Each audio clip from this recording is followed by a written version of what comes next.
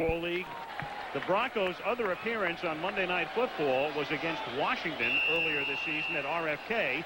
The Redskins routed Denver, and Maddox finished up at the end. Here we go as John Casey puts it in the air. It's taken at the 2-yard line by Gaston Green. And Green brings it back out to the 22. Green, like Maddox, a product of UCLA. Maddox was born in Louisiana. Then he grew up in Hurst, Texas, a town about halfway between Dallas and Fort Worth. 2 seasons with the Bruins, and then chose to come out as a junior, picked by Denver, and now he's being force-fed. Green has really come on in the last few weeks, had a great year last year. Reggie Rivers in the old Steve Sewell role. Jackson and Johnson are the wideouts, and Kay is the tight end. Up front, Freeman, free agent left tackle rookie, number 68. From the 22-yard line, here is Gaston Green. Cuts it back and picks up 5, takes it up to the 27-yard line. He is tackled by Rufus Porter. Now a look at that Seattle defense. Up front, the veterans, Bryant and Nash, who've been there for a long time. The emerging superstar in Kennedy, and Tony Woods, number 57. Then Kane, Stevens, and Rufus Porter. He's their sack specialist, 97. Harper and Hunter, a pair of underrated corners. Blackman and Robinson, and Eugene Robinson in particular doesn't get a lot of publicity, but an excellent free safety. 2nd and 5. Broncos come up with 2 tight ends and split backs. Shannon Sharp is in motion, and Maddox to throw on 2nd and 5, and Maddox's first pass is caught by Green, a little short of the first down. He goes to his running back. Rod Stevens makes the stop, and the Broncos are faced with a 3rd and a yard. As you pointed out, Al, the Denver Broncos open with 2 tight ends on the 1st and 2nd down, even though they go to the 4 wide receivers now. But that's what a Cortez Kennedy does to you. You have to have 2 men on him, and you have to have somebody to move Rufus Porter, another great pass rushing linebacker, further out, widen him out, if you will. There he is. He is their sack leader. But they make you play a different kind of offense. 3rd and 1. Reggie Rivers is the sole setback. Rivers gets the ball. Rivers gets tripped up but lunges forward, and we'll see where they spot it. Rod Stevens, 94, leading the charge, was able to trip him. They'll put it down a little short of the 32-yard line, and they'll bring in the chains as Gordon McCarter signals for the chain gang to come on in. Rod Stevens is a guy there, number 94, that really has to fill some crucial shoes tonight. He's filling in for David Wyman, the Seahawks' number 1 tackler, their middle linebacker, who had to go on injured reserve with a sprained foot that he suffered in last week's game. And Stevens really has a lot of very important things to do tonight, not only filling the job tackle-wise, but calling the plays. And for a team that's 1-10, and Tom Flores has seen it all season long, and he hardly reacts to it anymore. Another player goes on injured reserve. This has been truly a remarkable year here in Seattle in that respect. 4th and inches, and so the Broncos are forced to kick. That's Ruben Rodriguez, a former Seahawk. He was signed when Mike Horan, Denver's great punter, suffered a season-ending knee injury in October. And that's Chris Warren back to receive the kick. Warren takes it at the 20-yard line. Has some blocking. Up past the 30 and out of bounds at the 35-yard line. And now the Seahawks take over offensively after that 49-yard boot, 15-yard run back. Kelly Stoffer, originally picked by Phoenix, didn't sign with the Cardinals, sat out that year. Seattle traded for him, and he spent 5 weeks on injured reserve this year. Warren developing into an outstanding running back with the veteran John L. Williams. Blades come back. He's been on injured reserve since opening day. Kane on the other side. Heller is the tight end. And the offensive line, they've been shuffling guys in and out. Ray Roberts, a guy to keep an eye on. He was their 1st-round draft pick, number 73 from the University of Virginia. So you've got 2 rookies playing offensive left tackle tonight. Freeman and Roberts. And this is Warren going nowhere on his first carry of the night after a 154-yard performance last week. 3 guys up front for the Broncos. Soche, Cragen really doing a beautiful job this season, and Kenny Walker. Then you've got Kroll, Michael Brooks. The Broncos feel should be going to the Pro Bowl. He's having that kind of a year, along with the veteran Mecklenburg and Simon Fletcher. Then the corners are Braxton and Henderson.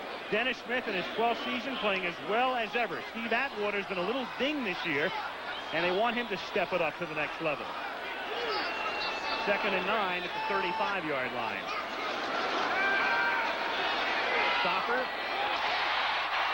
complete to the 42-yard line. The catch is made by Brian Blades. And you talk about a precursor to the season as the tackle was made that time by Braxton. Brian Blades suffered a broken collarbone on the first play of the year and hasn't played since. I think that Tom Flores I'd like to ask for a mulligan after that first offensive play. He loses his outstanding receiver, leading receiver from a year ago, Brian Blades, coming back now for the very first time. But he does a lot for this team other than just the skill on the outside. He is a peppy guy, he's a fiery guy, and he can make a difference for this offensive unit. 3rd and 2. They put James Jones, number 30, in the slot to the left. They send him into the pattern, and they throw the pass to him, and he can't handle, and it is intercepted by Tyrone Braxton. He's inside the 20 and down to the 9-yard line. Well, early in the game last week against Kansas City, Kelly Stoffer, who had been out since October 4th with an injury, threw a pass that was deflected and picked off his very first pass. Now he gets one early. This one deflected in and out of the hands of a pass that should have been caught by James Jones. I don't know how he could have thrown it any better. I mean, it is just a perfect pass, and Jones just doesn't handle it. Hits him right on the palms, and Braxton almost surprised that the ball got there as easily as it did, just right into his hands. Braxton this season playing in every game did not have an interception, a fumble recovery, or a sack. But he loves Seattle. That's the 4th career interception against the Seahawks for him. 1st and goal from the 9. Green to the 6. 2nd and goal. You alluded to the fact that Gaston Green has really come on in the last 2 weeks. He is averaging over the past 5 games over 6 yards per carry. And the entire offensive line of the Broncos, even though they had a problem last week and they lost to the Raiders, all of it their problem, some of it to Tommy Maddox, but they have really improved. You can see the problems the Broncos have had inside the 10-yard line. They have not gotten it in half the time. League average 63%. 2nd down and goal. Maddox throws, and the pass is dropped by Reggie Rivers, who was going to be tackled at the 3 anyway. And it will be 3rd down and goal. Rufus Porter to a chorus of Rufus covering. Well, that was, in turn, a good pass by Maddox that hits Rivers right on the hands. Rivers is playing the role that Steve Sewell is on the injured reserve list for the Denver Broncos. Well, we've seen 2 backs from their respective teams not handle relatively easy passes.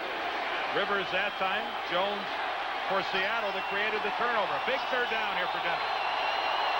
3rd and goal from the 6. Out of the shotgun. Great protection for Maddox. And he fires. The catch is made for a touchdown. Oh, boy. Mark Jackson makes the catch. It looked to me, with the naked eye, as if he came down with at least 1 foot on that stripe, but no replay. Boy, Jackson has been hot. That touchdown will stand. I don't know whether he's in or not, but he's going to get credited with his 5th touchdown in the last 5 games. Let's take a look. I think we're going to look at it. Well, you know we're going to look at it. Let's look at it this way first. Both feet have to come down inbounds. And control of the football. Oh, not even close. The official right on the back line was the one that made the call. Treadwell for the extra point. So upon no further review, it is 7-0 Denver. Here's another peek. Yeah, let's take a look at it from ground level this time. This will be a better look, I believe. Both toes, do they come down inside the marker? Oh, no. Nope. Well, terrible call. A break for the Denver Broncos.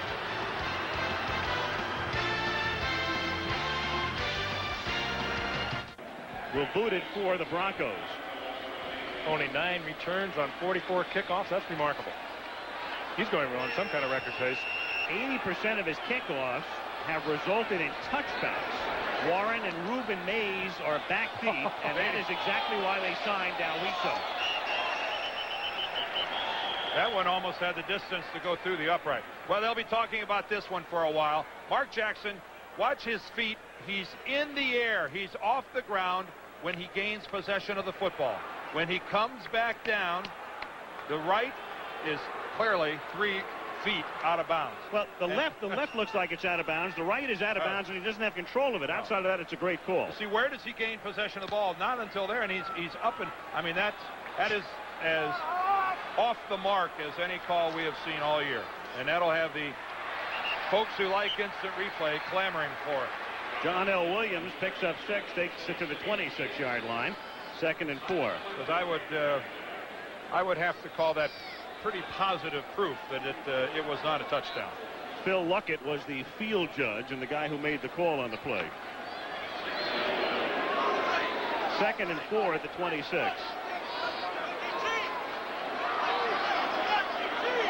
Denver has already scored more than Seattle's average. Here is Chris Warren.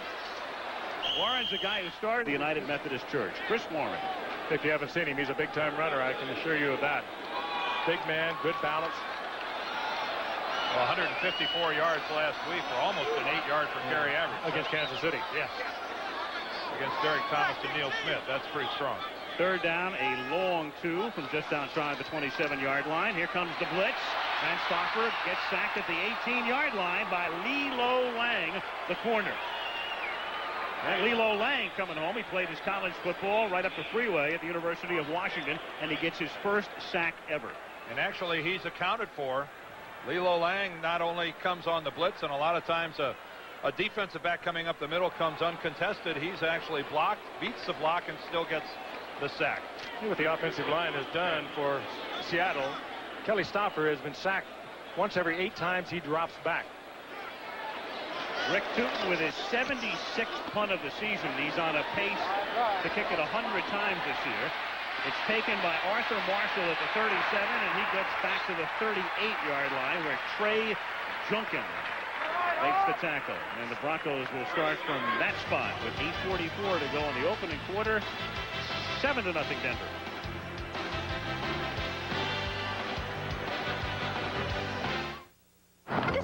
Has the title of assistant head coach defense. Rusty Tillman has the title of defensive coordinator. Kevin runs it. One of the great defensive coordinators in this game. I think you'd agree with you, Dan. Oh, with Bud Carson and Bill Arnsparger. That's what they do better than anyone around. From the 38-yard line, Tommy Maddox hits Mark Jackson. And with some nifty moves, he takes it to the 49-yard line, and that's enough for a Denver first down. Next Monday, we go to Texas. It's a very big game for the Houston Oilers, who pulled one out on Thanksgiving Day at the Silverdome to beat Detroit. They're led by Lorenzo White. Cody Carlson is the quarterback now, and the great wideout Haywood Jeffries. They take on the Chicago Bears. No story there.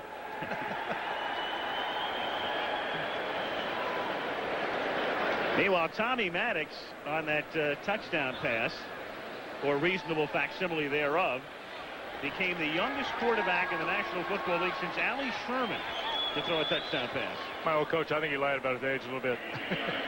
Allie with the Philadelphia Eagles, before he became the offensive coordinator of the Giants and later head coach of the Giants. And Tommy Maddox's parents have made the trip from Texas to Seattle to watch their son in action at the 49-yard line. They're regulars. They were in the Coliseum last week to watch him play against the Raiders. Gaston Green picks up 3. We talked to Maddox about coming out early. He comes from a family of means. His father, an insurance executive, and grew up not wanting for material things. Yet he decided to come out after his junior year. And when we talked to him last night, he said one of the considerations was a possibility of a future salary cap in the National Football League. And he made a financial decision, and he did not, he did not try to come up with any sort of an excuse. He said, hey, I did what I thought was best for me. And he's a wealthy young man. Here's Green on a sweep. Porter tries to break it up, but they take care of Rufus. And Green is a yard short of the first down. He's rolled out of bounds by Patrick Hunter at the 43-yard line. Tommy Maddox walked in with John Elway, and we were talking with them last night, and I said to John, is this your son? And he does look a little bit like a choir boy, but the reason he chose UCLA, well, he read a lot about what was going on with Troy Aikman when he was pick number 1 by the Dallas Cowboys, when he was playing high school football in Hurst, Texas, a little town between Fort Worth and Dallas. There's John Elway. What he told you about his right shoulder that has now kept him out for the first time in 2 consecutive games with an injury. 3rd down and 1 at the 42-yard line. There's the play fake. Nice fake by Maddox, who hangs in there and throws to Reggie Johnson, who takes it all the way to the 4-yard line. Good ball handling. Stayed in under the pressure from Rod Stevens. Throws a strike. 1st and goal. I'll tell you, that's no choir boy, because he held on to that ball until Johnson uncovered, and he knew full well he was going to take a shot, and he took exactly that. I don't know. Not all that sturdy either. He's 6'4" and 195. How did Seattle lose track of Reggie Johnson? I mean, take a look at it. That's a big target. You got a guy like that running through your secondary, and Robert Blackman was the closest Seahawk, and he was about 3 yards underneath. Well, they use Johnson. him as a receiver every decade. Wow. Well, he was left unattended by the Seahawks, and Dan Reeves' club is on the verge of putting the big hurt on Seattle. And there's a face mask that takes the ball all the way down to the 2. Again, take a look at how open that Johnson is. And, I mean, this is a rather poor beginning for the Seahawks. I think Eugene Robinson, number 41, was the player announced for the face mask, and there it is. Well, in the study frequencies, you tend to overlook receivers who just don't catch the football much. 1st and goal. Gaston Green swings to the outside. Touchdown, Denver. And a flag is down in the end zone. Green behind a Shannon Sharp block, however, holding against the Bronx. Ooh. Well, I don't know who they called. If they called Shannon Sharp, it's a pretty poor call, I think. Holding, number 84, offense. Well, it could be illegal use of the hands, maybe, but certainly not holding. I want to watch this closer, because you know what? Sometimes you get penalized for making too good a block. Sometimes officials think you can't put a guy on his back without holding him. Shannon Sharp is right there on the wing. Let's watch his block against Nesby Glasgow. Now he's got his hands inside. Glasgow gets his feet caught underneath him. That is a tremendous block by Shannon Sharp, and that's just an official who thinks you can't put a guy on his back without holding him. That's awful. 1st and goal from the 12. Maddox. Incomplete. Good coverage that time. Vance Johnson was the intended receiver. He was covered by Patrick Hunter. 2nd and goal. About the only unit of Seattle that started week in and week out has been this secondary. They've been pretty consistent. They played fairly well. And, of course, Rod Stevens doing a pretty good job in their linebacker. Let's take a look at that block once again by Shannon Sharp. Folks, I want to tell you, take a look. There's Sharp at the right of your screen. That is just a textbook block. I mean, that is perfect. That is just exactly the way you want to do it. He had his hands in there on the number, and would sure have been hard to see. Shannon, you got jobbed, my man. 2nd and goal at the 12. Greg Lewis is in the game. Number 20. He stays in the block, but not well enough because Lewis missed the block on Cortez Kennedy. I'll tell you, that's his 9.5 sacks for a tackle in a defensive front 4. That's rather remarkable. You usually concentrate with 2 people on him, but again, he just pulled his way through. Tremendous strength, tremendous lower strength. Oh, I mean, this man is all man. 2 guys blocking him. He just split him. Used to wear number 96, switched this year to number 99 in honor of his friend and fellow University of Miami alum Jerome Brown, who was killed in that auto accident this summer. 3rd and goal from the 18. Porter hits Maddox as he throws to Vance Johnson. And Johnson can only get to the 9-yard line. Oh, good field by Maddox. The sense that Porter was there, and Porter is so quick. Coming from the outside, not big, about 225 pounds, but watch him to work on the outside. Working against the rookie, Russell Freeman. And Freeman, Frank, way late coming off the ball. I mean, Freeman, I'm not sure if it was the crowd noise or what, but he did not react at all, and Porter had him beat on the first step. How many times we've seen Porter do that, though, even to veteran tackles. He's so quick off the ball. Here's Treadwell for the field goal. This is a 28-yard attempt. Maddox puts it down to the 18, and Treadwell bangs it through. So the Broncos get a touchdown when they shouldn't. Have a touchdown taken away that should have counted. Instead, they get the field goal. It's 10-0, and now it's time for our regular feature on what's new in the world of sports science and technology. A look behind the scenes as sports and science converge, brought to you by AT&T. Denver because of the altitude, but he's been doing nearly as well on the road.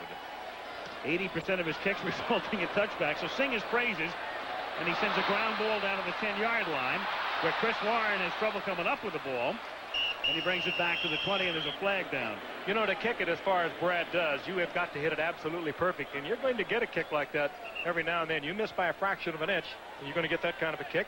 You hit it exactly right, you're going to put it through the end zone. That's what I tell everybody when I hit one like that off the tee. Bring your right hand over a little bit. Just a fraction of an inch. One dimple on the ball. We'll get back inside. College football coming your way on Saturday. We've got a doubleheader, noon Eastern, 9 a.m. Pacific. Army-Navy, the traditional classic from Philadelphia. And then, for the first time ever, the SEC this year, of course, splitting into divisions, and thus an SEC championship game with tremendous national championship implications. Florida and Alabama. Crimson Tide, with a victory, of course, would go into the Sugar Bowl to face Miami New Year's night in a game that will determine your national champion. Number 1 versus number 2. That would be fun. But they have to get by Florida first. 1st and 10. Seahawks from their own 10-yard line. Here's Chris Warren going nowhere. Carl Mecklenburg, who has broken up a lot of plays in his career, does so again. The Snow Goose, number 77. If I could, I'd just like to update people who might have missed the news release out of New York. Dennis Byrd, the Jet lineman who was injured yesterday, suffered a fractured vertebrae. The latest report is no change in his status, limited use of his upper extremities, no use of his lower extremities, and they plan surgery on Wednesday. His spirits are great, and well, we'd just like to wish his wife Angela and all of his family. He's a great guy. I'd like to send along all of our prayers and our hopes for Dennis Byrd. You bet. Ditto. 2nd down and 10. James Jones is in motion. Stoffer, Pete from the backside, and then the pass is caught at the 29-yard line by Tommy Kane.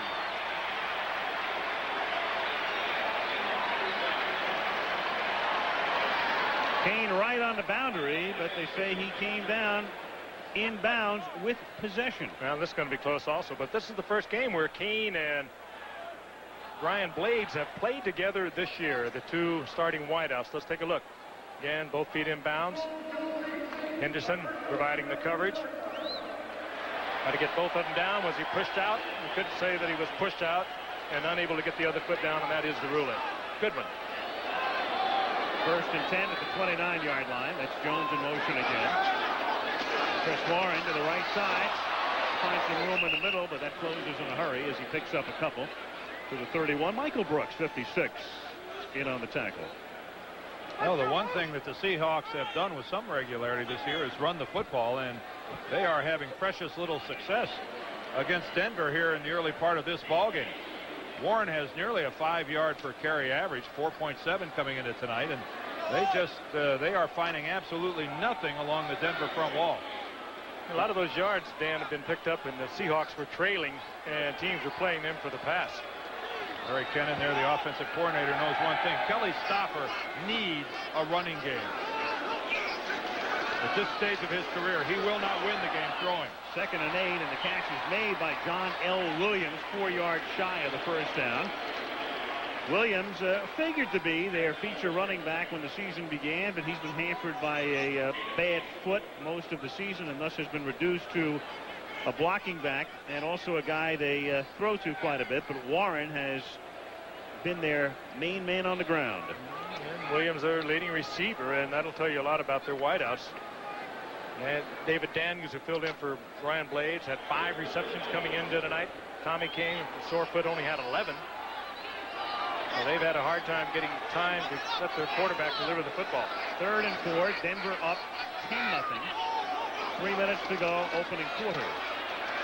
Stoffer with a deep drop, loses the football, picks it back up at the 35-yard line. Carl Mecklenburg knocked it loose momentarily. He took a deep drop and then had a deep drop. Yes. Mecklenburg laughing as he comes to the sidelines. Well, he was in the pocket almost the same time Maddox was.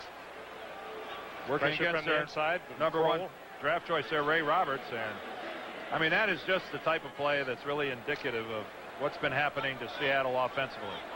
It has been, by and large, unproductive series after unproductive series with fumbles, interceptions, just a lot of misplays. Rick Tootin's 77th punt of the season. Marshall at the 31-yard line. I thought he called for a fair catch. I thought he did too. He gave it the flag. He gave it a fast little fair catch signal and tried to hide it. I mean, you're supposed to wave back and forth, but that was his intention, to throw off the coverage team. Watch his right arm go up. Yeah. Okay. No, you can't do that. You cannot do that. You know, technically that's not the fair catch signal, but I don't think anyone would argue the fact that the intent was to get the Seahawks to slow down. Have an invalid fair catch signal. The penalty for which is 5 yards from the spot of the signal. First down. Yep. Alertly done. Well done by the officials. That's. So we have 2:06 remaining in the opening quarter. Broncos have the ball and a 10-0 advantage. The true test. A lovely sight. There's the King Dome. It's a pleasure to walk out of your hotel and walk around the streets of this city, as Dan was saying today at a luncheon we had for our affiliate here, KOMO. It is a beautiful downtown, filled with friendly people and cheerful, and their football team isn't the reason why. No. First down, Denver at the 26-yard line as they lead 10-0, and they begin this drive from this spot with Gaston Green on a sweep. He's taken down at the 30-yard line. Well, the Seahawks this year, 77 punts and 73 points, and the last NFL team with more punts than points was the Brooklyn Dodgers. Yes, there was a Brooklyn Dodgers, Virginia, in 1944. The Brooklyn Dodgers of the National Football League. More punts than points. I mean, just stop and think about it. That was a man who took 2 Raider teams to 2 winning Super Bowls. Tom Flores, who went back to head coaching this past January. It's been so frustrating. I mean, I'd like to be chasing a record for a team that doesn't even exist anymore. Well, not only that, as Maddox goes incomplete intended for Russell, the Brooklyn Dodgers left the National Football League after that season. Yeah, well, I think the stability of this franchise is a little better than that. They're not on the verge of leaving anywhere. And speaking of this franchise, there is the owner of the Seattle Seahawks, Ken Behring, and the box adjacent to our broadcast position here at the King Dome. He's been bearing the brunt of some of the frustration. Yes, he has, Al, and boy, what a wordsmith you are. What a keep those juices flowing. We need it. 3rd and 5 at the 31-yard line. Maddox, and that's incomplete. And so flag is down. Arthur Marshall may have been held by Dwayne Harper. Marshall, one of 2 rookies from Georgia that have contributed mightily to the Denver Broncos this year. That's how you get Freeman, the left tackle, Marshall, a wide receiver, and he draws the flag. That's how you continue a drive. Holding, number 29, defense, 5 yards, automatic first down. I think from the play-by-play look we saw, it didn't look like it was a major hold, but there was no complaint on the part of Dwayne Harper either. He went quietly back to his position, and the Broncos pick up the first. 1:14 remaining, first quarter. If you joined us late, John Elway not playing tonight, not dressed tonight, out again. You're beginning to wonder if he's going to be back in time for next week's game against Dallas. There's a false start. And Porter gives Gaston Green a shove. Actually, that was Tony Woods. That play never happened. I think Russell Freeman, the left tackle, rocked off his stance. And False start before the snap. Number 68, offense, 5 yards, still first down. Don't tell Gaston Green that play never happened. actually what happens is you get one of the Seahawks in the middle, to flinch, and that flinch gets Freeman to go. You're seeing more and more defensive teams doing this now. The defensive line, take a look at one of the Seahawks here. I think it might be Joe Nash, number 72. Yeah, you see he moves, then Freeman moves. You're seeing that a lot. Neil Smith in Kansas City, one of the best in the league at doing that. You get that offensive guy really keyed up, you flinch like the play is starting, and you'll get him to involuntarily move. Particularly in noisy indoor arenas. Yep. 1st and 15, and here is Gaston Green running into his own man and Joe Nash as well.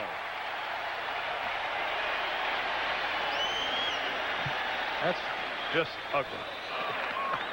We told you this is a 6th-ranked defense in the NFL, the Seattle Seahawks. There's the man that has put together so many great defensive teams over the years, for 20 years, with Chuck Knox, as we look at the numbers of the last 5 games for Tom Catlin and the Seahawks. But decided not to go with Chuck Knox to the Rams this year. Likes it here. Stayed on with Tom Flores. Weaving his own magic once again. 2nd and 19. Half a minute to go in the opening quarter. Broncos lead 10-0. They set up the screen to Rivers. And Reggie Rivers busts it out to the 42-yard line. He is 4 yards short of the first down on what figures to be the final play of the quarter. And it will be 3rd down and 4 for the Denver Broncos. I wonder if it's obviously the 1-10 record, but this crowd at the Kingdome is anesthetized. I mean, this is the quietest crowd I have ever heard in all the years I've been coming to this building. One of the noisiest venues in the NFL. They're known. That's a good way to put it. Monday Night Football back after this message in a word from our ABC station. Until now, some looked abroad for a high-performance luxury automobile. But change is right before your eyes. Introducing the Cadillac Northstar system. With its 32-valve Northstar V8, it becomes an extension of the driver's will, generating 295 horsepower while affording impressive levels of quietness and refinement. The Northstar system by Cadillac, changing the way you think about American automobiles. Norelco doesn't just shave close, but incredibly close. Or merely shave in comfort, but exceptional comfort. Because inside Norelco's floating heads, our lift and cut system lifts the hair so when it's cut, it can drop below skin level without the blades touching your face. And once you've shaved that close and comfortable, you know you'll always be comfortable shaving with Norelco. Norelco, we make close comfortable. This is ABC. In the 1980s, people might have accused us at Continental Insurance of being a little boring. We shied away from junk bonds. We shied away from commercial real estate. Today, after 135 years, we have one of the highest quality portfolios in the insurance industry. Now, everyone's trying to be boring. But nobody does it better than us. Continental Insurance. We never let down our guard. It's unthinkable. Can the Reds leave town after the ball game?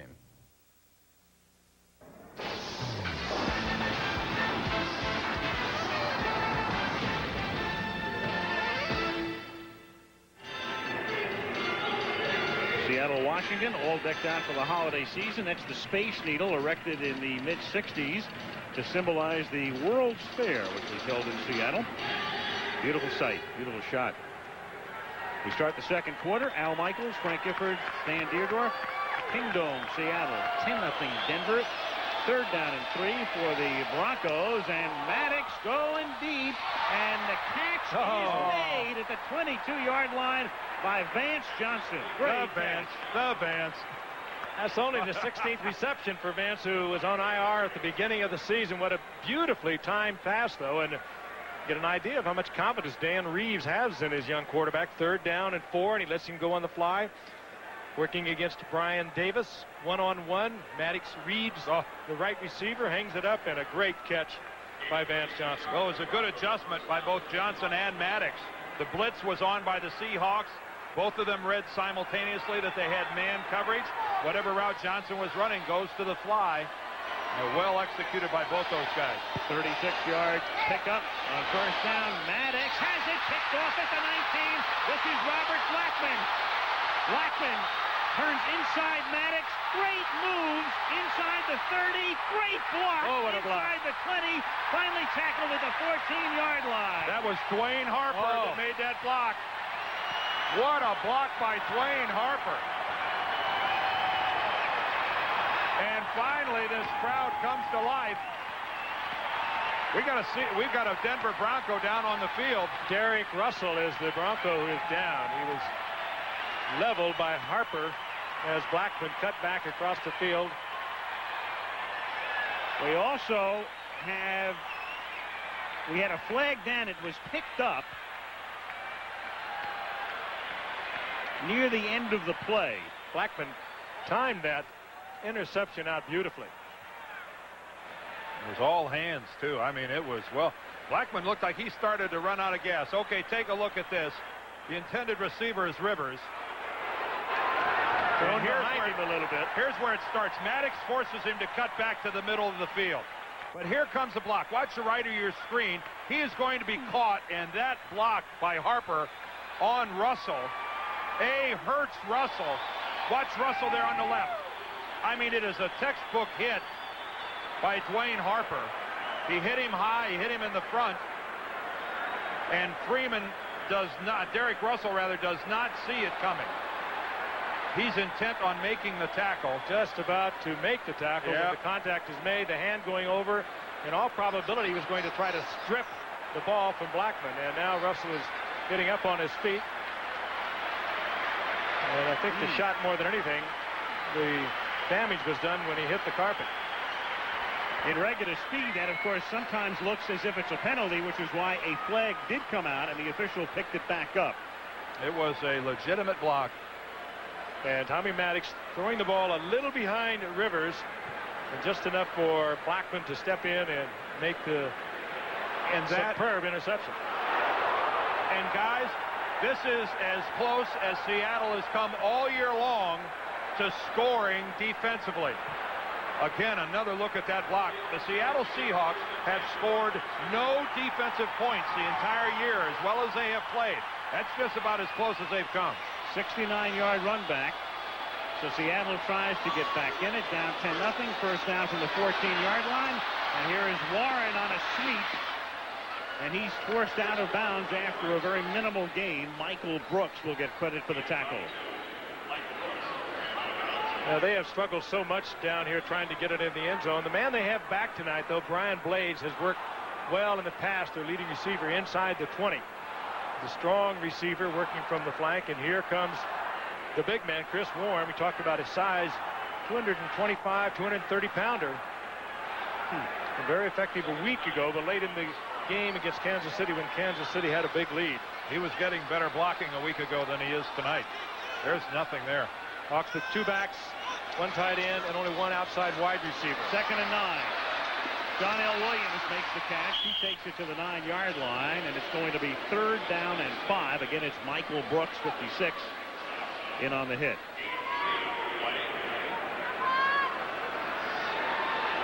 Well, now comes a situation where Wade Phillips, in charge of this Denver defense, has a decision to make. Well, Seattle comes in with 3 wide receivers. That's not a bad time to blitz right now. They've had struggled against picking up the blitz. When they come with 3 wides, they'll have a hard time picking it up. That last time we saw, you could have put that up for Halloween, for Thanksgiving, for Christmas. Their only win this season, week 3 at New England. They beat the Pats 10-6. You got to hope they have one by Labor Day. And here is John L. Williams banging down to the 3.5, and that's enough for a first down. Greg Cragen makes the tackle. They have not been using Williams down in this area that much. They've been going mostly to Chris Warren. Big gaping hole, and Williams exploited it for the first down. They're going to measure it. Look to me as if he picked it looks up. good. Yeah. Had to be inside the 4-yard line, and he appears to be there. Big opening. It's a trap block. Andy Heck, who just came back a week ago, the former All-American from Notre Dame, number 66, with a fine block, and Seattle gets the first down. Yeah, they missed Heck, and now that he's back, he was their #1 draft choice in '89. He's really helped solidify that left side of the line. He's got the rookie outside of him there, and Ray Roberts, their #1 draft choice this year, and having a legitimate NFL lineman in Andy Heck, a guy who's got a Pro Bowl future. Boy, what that does for Roberts beside him. They've had 13 players, Seattle has, on the IR this year that missed a combined total of 57 games. That's how they've suffered. On first and goal, fumble. Warren loses the football. And at the 9-yard line, Jeff Mills recovers for the Denver Broncos. I've never been a fan of short pitches like that. And that ball either was really hot on its way. Frank, you played running back. I'll tell you exactly what he did. He was seeing a blur to the outside, and he was going to bring that play back to the inside instead of taking it outside. Watch him cut back in. And he took the toss from about 3 yards when it should have been from about 4 or 5. Too much force, you lose. Responsible adults aren't supposed to have fun.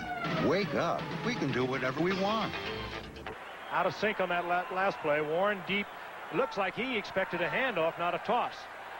And the block, as it appeared, would have taken him to the outside, so a total foul up and turn it over to Denver inside the 10. Don't you limit what your running back can do by tossing him the ball down there, Frank? I mean, aren't you committing him to going outside? You should do what you're supposed to do in the play anyway.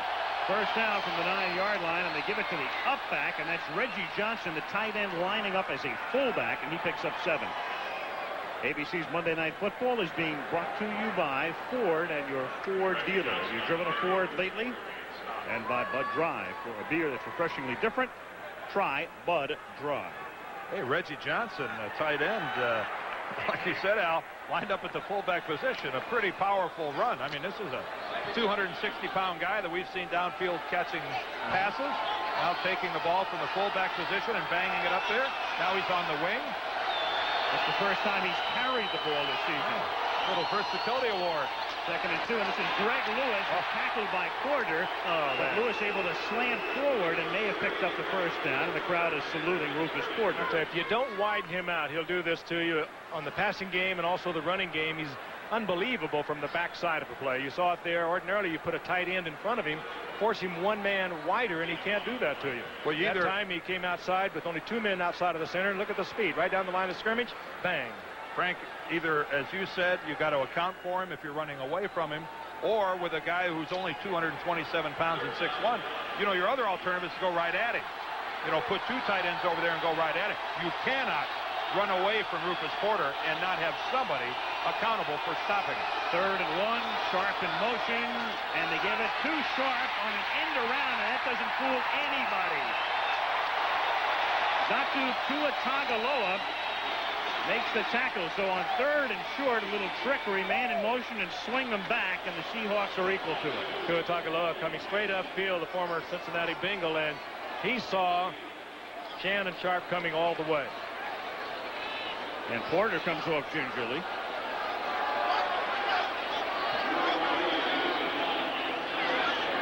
Ruben Rodriguez to punt, his 2nd kick of the night. Seattle should get it back. Good field position. Old Rufus subscribing to the theory, why use 1 ice cube when I can put about 8 pounds of ice on my face? No snap, but Rodriguez makes the catch and gets it away. Warren calling for a fair catch at the 45-yard line. It's a 40-yard Rodriguez punt. 10:02 remaining in the first half. Seattle has the ball, but Denver has the lead. 10-10. You're about to see a side of Ranger you never expected. Now, why high-five a guy when you can knee him? He knees Tuatagaloa in the left leg and propels him about 4 yards upfield. I'm beginning to understand all the Seattle's injury problems. Yeah, really. They might be doing it to each other. This defense, they are trying. 18 different Seahawks this year on injured reserve at one time or another. First down, Seattle for the 45. Look out, sacked by Simon Fletcher. And a little pushy shovey going on with Heck getting into it for the moment. And Roberts slow in getting up. Miserable effort on picking up Fletcher. Toppelmeyer, the center, was slow getting up, too. 2 of the Seahawk offensive linemen were down on the ground. Seahawks, their first 4 possessions ending with an interception, a punt, and a fumble. And this possession starting rather ingloriously with an 8-yard sack. Tom Flores, 9 years with the Raiders, 2 Super Bowls. Back at the helm. Second down, 18. Look out. Brooks chases Stoffer, but he gets it away. For John L. Williams, who gets away from Cragen. And then Kroll stops him just about at the line of scrimmage. So all that for no gain. And I thought that was a blitz, but that was Cragen, the nose tackle, just beating the block at the line of scrimmage and forcing the early delivery. And tossing Kelly Stoffer around like he was a rag doll. Michael Brooks, the linebacker, number 56, is going to sneak in behind Cragen. And he's attempted to be blocked by Warren, and Warren makes the fatal mistake of running backs. He puts his head down, closes his eyes, and tries to go low, and Brooks goes right by him. 3rd and 19 from the 37-yard line. Stoffer staying in, going deep, incomplete. There was a bump there, and they're going to say incidental contact. Dennis Smith looking back, holding his ground, looking at the ball as if he was playing the ball. He knew exactly what he was doing. You don't play that safety position for 12 years and not get pretty cagey back there. One of the great ones. Going against Doug Thomas. He knows right exactly where Blades is. He'll look back, an effort to look for the football, and keeps Thomas away from the ball. And you can't get confused by seeing the ball come through the picture. The ball was way to the inside of the field. That ball was a good 5 yards away from Thomas to the inside. Saw the smile on Smith's face. Here's Putin's kick. And it bounces inside the 11-yard line and is down at the 9-yard line. Broncos begin their next possession from that spot. 8:23 left in the half. Maddox getting instructions from Reeves. Just came up by 10. Did you tell your boss you're quitting? No, I'm telling him on Monday. Got any plans yet? Few. No celebrity spokesman. I'm opening a restaurant. No beach volleyball games. How about another Heineken? No lengthy description of the brewing process. None of that is what made Heineken the #1 imported beer in America. You got that steady paycheck? Oh, yeah. I got a few bucks put away. So you want to own a restaurant? No, what I really want to do is be a relief pitcher. Teach your children well.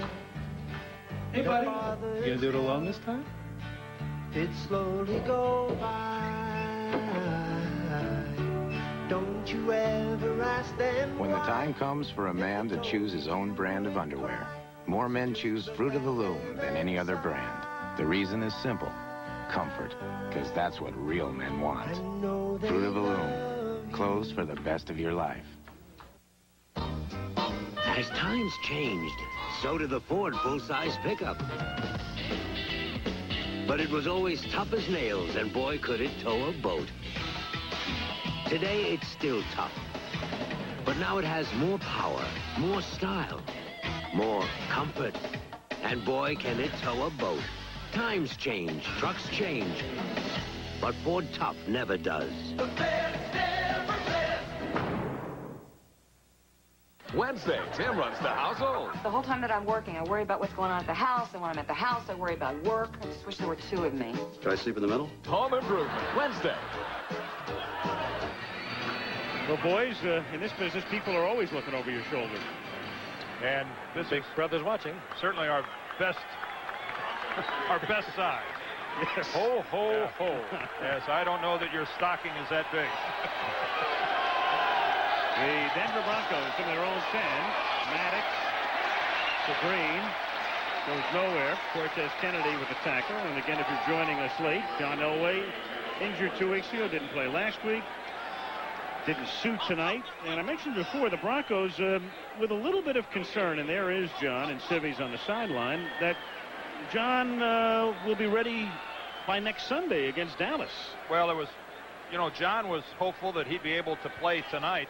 And this was not a condition where Dan Reeves and John Elway got together and said, well, he's not quite ready. Let's hold him out this week. John is nowhere close to being ready this week, and now you raise a good point. This may last longer than originally thought. There's a 3-yard pickup by Reggie Rivers. If it does, if nothing else, and we watched the tape of last week's game with Maddox against the Raiders, he looks a lot more confident and clearly more poised and in control and in command tonight than he did last week. Well, this is the John Elway team, and here's the man Ray Berry, the Hall of Famer and receiver from the Baltimore Colts, who really brought Roger Staubach along when he was coaching the Dallas Cowboys. He's the man assigned to make Tommy Maddox into a reasonable replacement for the franchise, John Elway. If Maddox were to get hurt, if you're wondering, Sean Moore, the second-year QB from Virginia, would be the guy. And on 3rd and 8, the pass is incomplete. Over the middle, he intended it for Arthur Marshall. And the Broncos will have to kick from deep in their own territory. There is Sean Moore, who started the season as the number 2 quarterback behind Elway. Remember, Gary Kubiak retired. Moore was number 3 last year. They drafted Maddox, had Maddox inactive. And then Ray Berry, of course, working with all of the quarterbacks. And he's been a very busy man over the last fortnight. You know, Ray Berry's what, Frank? 58 years old? Right around there. Yeah. I wish I would look like that when I was 58 years old. Well, hang around. Yeah, you do. Yeah, I know I do. Here's Rodriguez's kick. Warren takes it at the 49-yard line, and he's out of bounds at the 42. How could he look that good?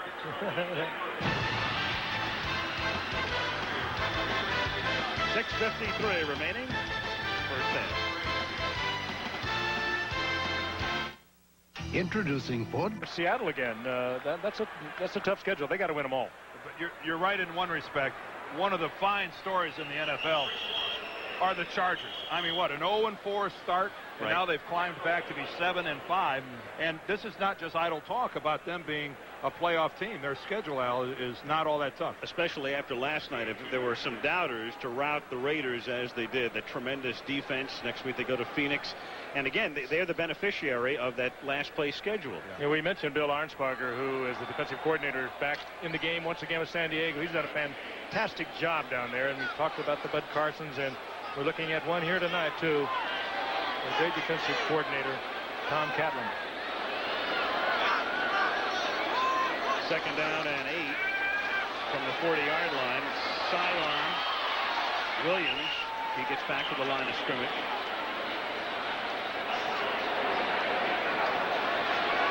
Michael Brooks makes the tackle. As we talked about the injuries, they've had nothing but problems at quarterback. Kelly Stoffer was injured back in October, hurt his knee, and then Dan McGuire came on. He played one game, injured his hip. He's gone for the season with a fractured hip. And Rusty Hilger came on. He gave it a go for a while. He got all banged up, and they had to come back to Kelly Stoffer. So they've had nothing but problems at key positions here at Seattle. You saw Hilger first. There's Gilbaugh, 18. And of course, Dave Craig is in Kansas City. The man who was the quarterback here for a dozen years. 3rd and 8 at the 40-yard line. And Stoffer's going to go down again in the clutches of one Simon Fletcher. And that's a pair of sacks for number 73. You know, one thing Kelly Stoffer's not doing tonight, he's not throwing into coverage and panic. That's what he did last week, and he really paid dearly for it with 4 interceptions. At least he takes the sack at midfield, puts the punt in the air, and gets the best unit they have on the field, the defensive unit. You don't score many points that way. No, but you know, you got a point, but I mean, you do the least damage you can. You know, somebody pointed out that last week was a very impressive loss they had. You know, that might be. I've never heard it put that way. Frank, that might be their problem offensively. They're trying too hard to put their defense on the field. Rick Tootin's 79th punt of the season. By Jove, I think we've got it. Well, there's something for the crowd to cheer about. You're down a punt inside the 5-yard line. That's better than an interception. Middle of the field. Oh, certainly it is. No argument. You got a great defensive team. You try to get the turnover. Tom Flores, who I talked to when he left the Raiders back in '87, and said, hey, this game has got me. I'm just burned out. Guys, you ready for the cartoon? Here we go. Here's our animation of the week. And this week, we'll take a look at that nest. Let's pretend it's Saturday morning. Yep. Seahawk laying an egg in the nest. Defensively, 6th in the league, 1st in pass defense after 11 games. However, you talk about laying an egg. Their offense,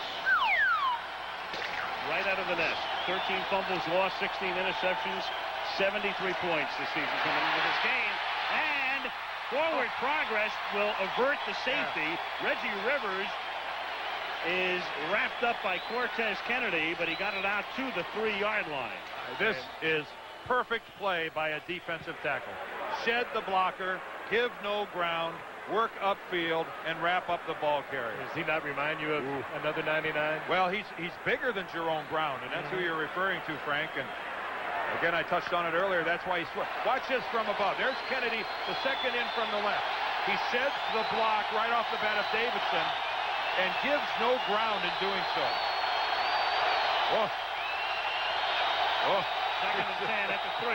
Brown trying to disrupt the rookie quarterback. Here he comes again. They disrupt him enough so that they barely get the ball out of the end zone. Not that he wasn't going to go, but he's on his way to Honolulu, the Pro Bowl tonight. He's a permanent fixture there as long as he keeps playing. And I don't know why Denver keeps trying to challenge him. I think maybe I try the other side. Well, you've touched on the theory that I tried to, or you hammered it pretty good. I'll give you another one. Maybe they feel that run right at him and then he won't pursue the play. This is Reggie Johnson again. A straight play. Tight end lining up as the fullback. Here in Seattle, they call it Tez-mania. He's just the Tez. And that's superb. Man, he's better on his knees than most guys are on their feet.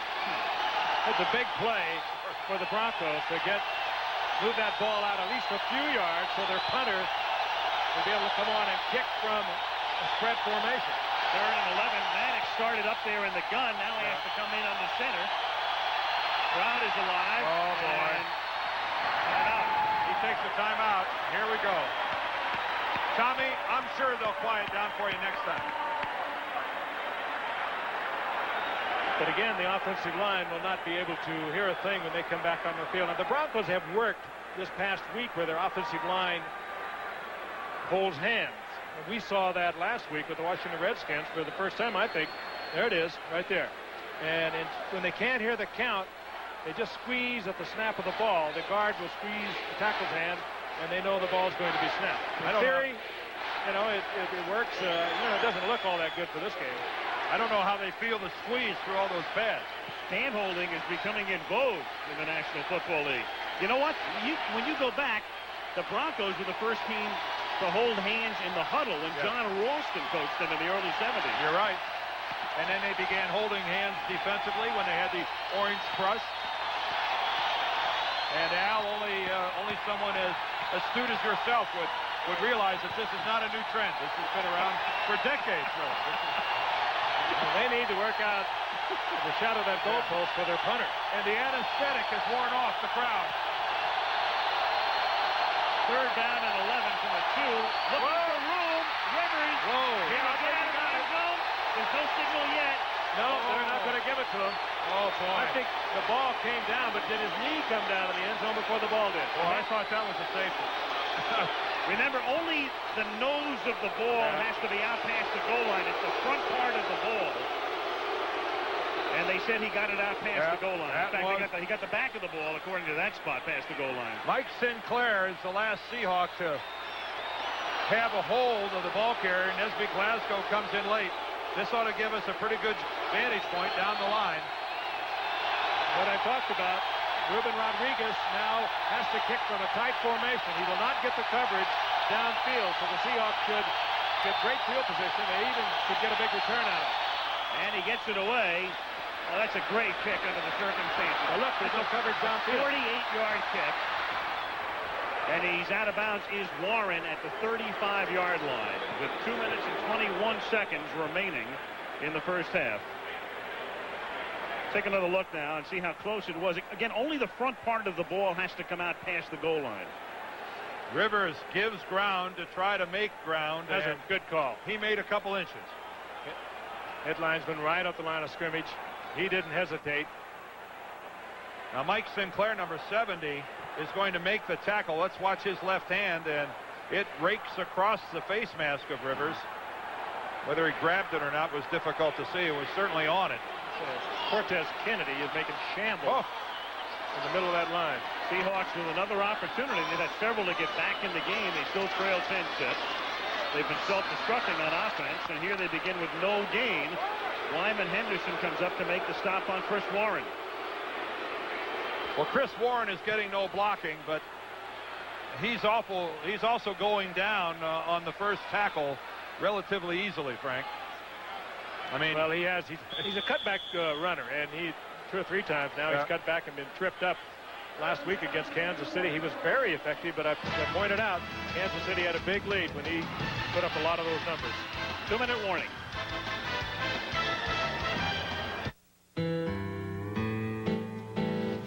Did you hear about Charlie? You know, from MCI? What? Local phone company went down. Charlie reroutes his client's 800 number through his house. His house? A lingerie company. Charlie's answering the phone for a lingerie company? Time segment tonight, his show, The Jackie Thomas Show. It says here on the card, prepare yourself to meet the boss from hell. Tom Arnold starring in the premiere of The Jackie Thomas Show tomorrow night. Well, Alex Wallow. Well, here's the offense from... Well, maybe Tom could suit up. 2nd down and 10 from the 35-yard line. The catch is made at the 30 by Brian Blades, and Blades takes it inside the 14-yard line.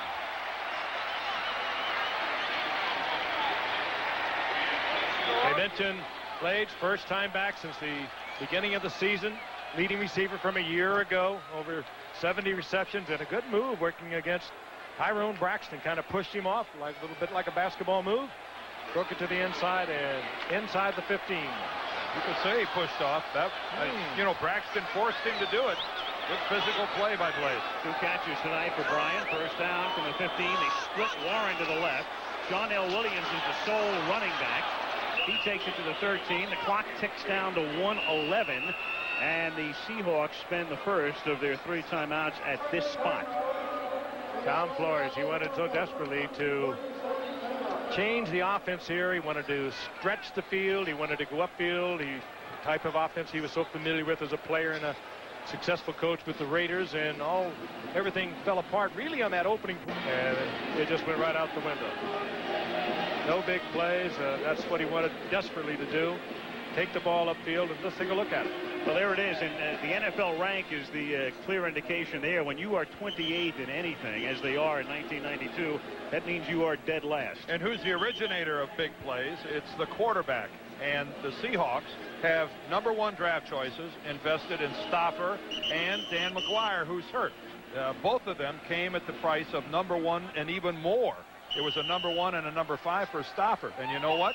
There's question marks as to whether either one of them is going to be the quarterback of the future here in Seattle. And they let one of the most winning quarterbacks in the NFL history go, Dave Craig. They felt he was not the man to take it upfield, put him on plan B, and he could very well go deep into the playoffs with the Chiefs.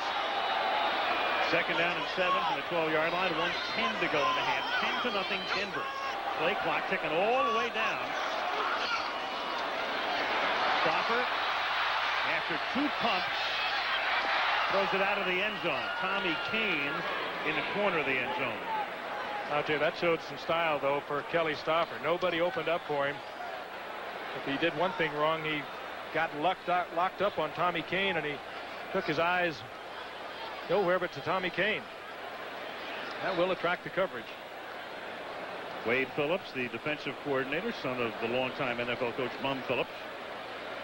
And one of the NFL's good guys. Yeah. Talking about the Broncos' horrible record on the road, he said, we tried to convince them they're playing at home. Yeah, he tried to convince. They have a dome facility in Denver where they practice in bad weather. They were trying to convince their players that's where they were tonight. 3rd and 7 from the 12-yard line. 4-man rush. Fired over the middle and behind the intended receiver. He threw a bullet past James Jones, who had to fling his body back to the other side to try to make the catch. He was open. Kelly Stauffer panicked just a little bit. He felt the collapse was coming a moment or two before it actually did. Hurried the football, and he had more time than he thought he had. Threw it behind Jones. Well, again, that's a question Jones mark. covered, too. Yeah. Who went the wrong way? The ball thrown by Stauffer, or did Jones break inside when Stauffer was expecting him to break outside? And you look at it in review, maybe a good play by Stauffer. At least he doesn't turn it over, and they got a chance for a cheap 3. 30-yard attempt for John Casey. And before you know it, they'll get their defense out on the field. Exactly. And they'll score sooner or later. That's their strategy. John Casey with a 30-yard field goal, 54 seconds remaining in the first half. And they still have more punts than points, don't they? Yes, they do. 4-3. 79-76. Dan alluded to it at the top. They are awash in a sea of numbers. They are. Let's talk about most of them negative, and they're gurgling. Yeah. Talk about Dan Reeves here for a second. There's been a story that's been going on all season long. A lot of speculation. Reeves in his 12th year. Got a scoop coming up as the coach. Well, it's not really a scoop in the sense that everybody knows that Dan has not, if you follow the game, he has not signed a contract for 1993 and beyond. This is the final year of his deal. Pat Bowlen is the owner of the team. Reeves said it could have been done in 5 minutes. That was his words to us last night before the season. But Dan said when it wasn't, I told Pat we wouldn't talk until after the season. I talked to Pat Bowlen before the game tonight. He made it very clear he wants Dan Reeves to be his coach in the future, and they will talk at the end of the season. He said, I can't guarantee you will make a deal, but I want Dan Reeves to be my coach next year. And last night, Dan Reeves made it very clear to us that he wants to be the Broncos coach next year, so it looks like there's no problem whatsoever. To the 15-yard line goes Gaston Green. Well, why didn't it happen before the season? Pat Bowlen happens to be a member of the finance committee. He's a member of the broadcast committee. He's on the management council. If you've been following pro football over the past year, you know those committees have been very, very busy. I suspect it's not going to be a money thing. Reeves wants to be there. Bowlen wants him to stay there.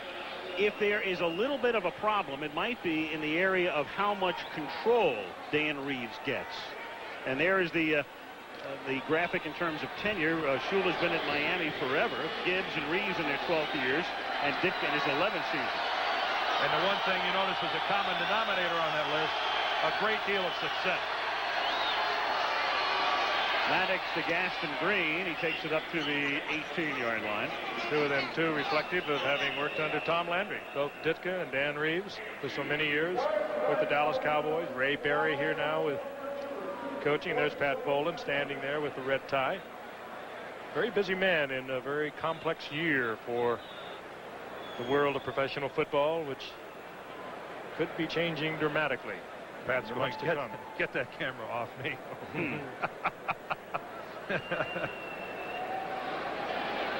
So Pat's experienced the best and the worst in a way. Not the ultimate best yet, because the Broncos will forever have that legacy of getting to the Super Bowl and not playing well. And they've done that 3 times in the Bowlen regime. Let me tell you something.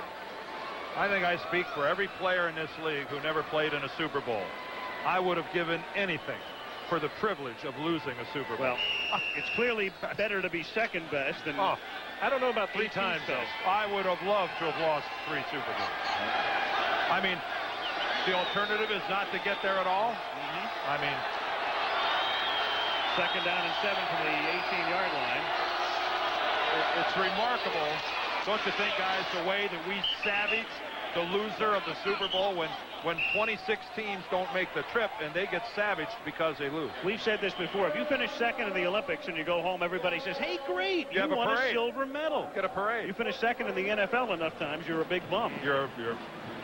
I mean, according to some people. Minnesota Vikings are an excellent example. I played in 5 NFL championships, lost 4 of them, and I know what it hurts so bad. You know, you just don't get over it. Next week, we go to the Astrodome, which always rocks for a Monday night encounter, and will next week. The Chicago Bears come into town against the Houston Oilers. The Chicago Bears on what we might call their no mercy tour. When you have been on top as long as Mike Ditka and the Bears have been, and things go bad for you, you find out right away no one cares. Houston 7-5 too. They need this game to stay alive. They're definitely alive for a playoff spot. Precious little sympathy for the Chicago Bears, as any other team in the league would experience. When things start to go bad for you, you get a nice pat on the back after the game, but nobody cares before that. Denver trying to run the clock out. Seattle just took its last timeout on defense.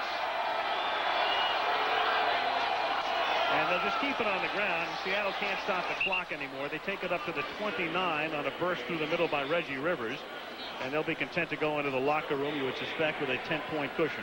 Or a 7-point cushion. Tom Arnold going to join us at halftime. Also, really a fascinating look at John Elway and his family and his commitment, personal commitment to Denver. And I think you'll enjoy it. Maybe you just think they think nothing about but football. And actually, and I'm talking about pro football players, they live much like you do.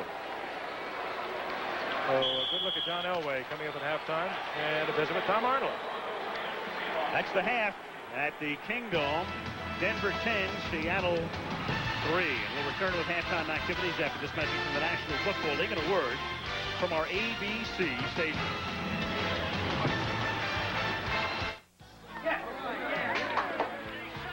I love the Denver.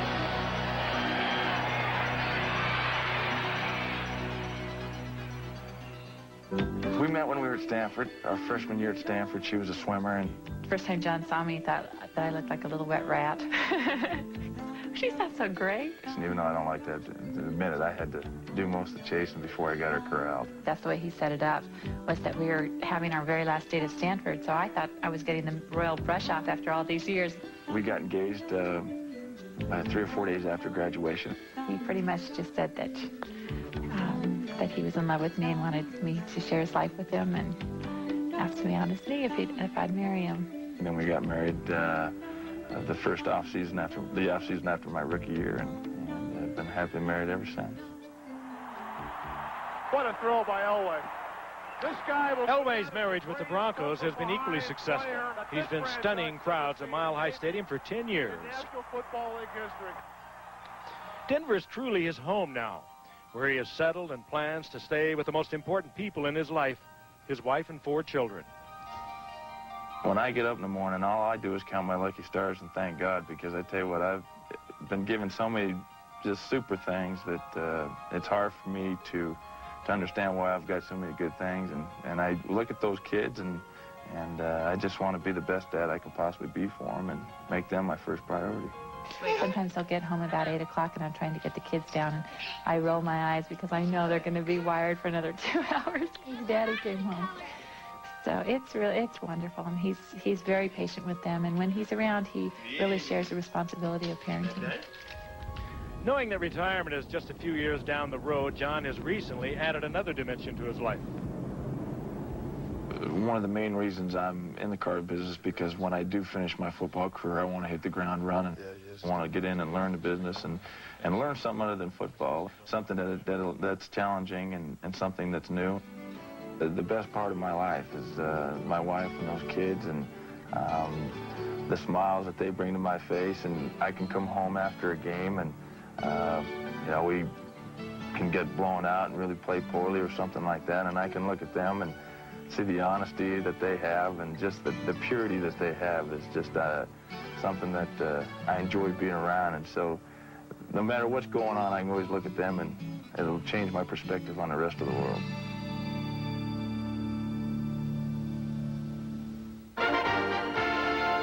The Lexus Halftime Report has been brought to you by Lexus Luxury Automobiles, the result of a relentless pursuit of perfection.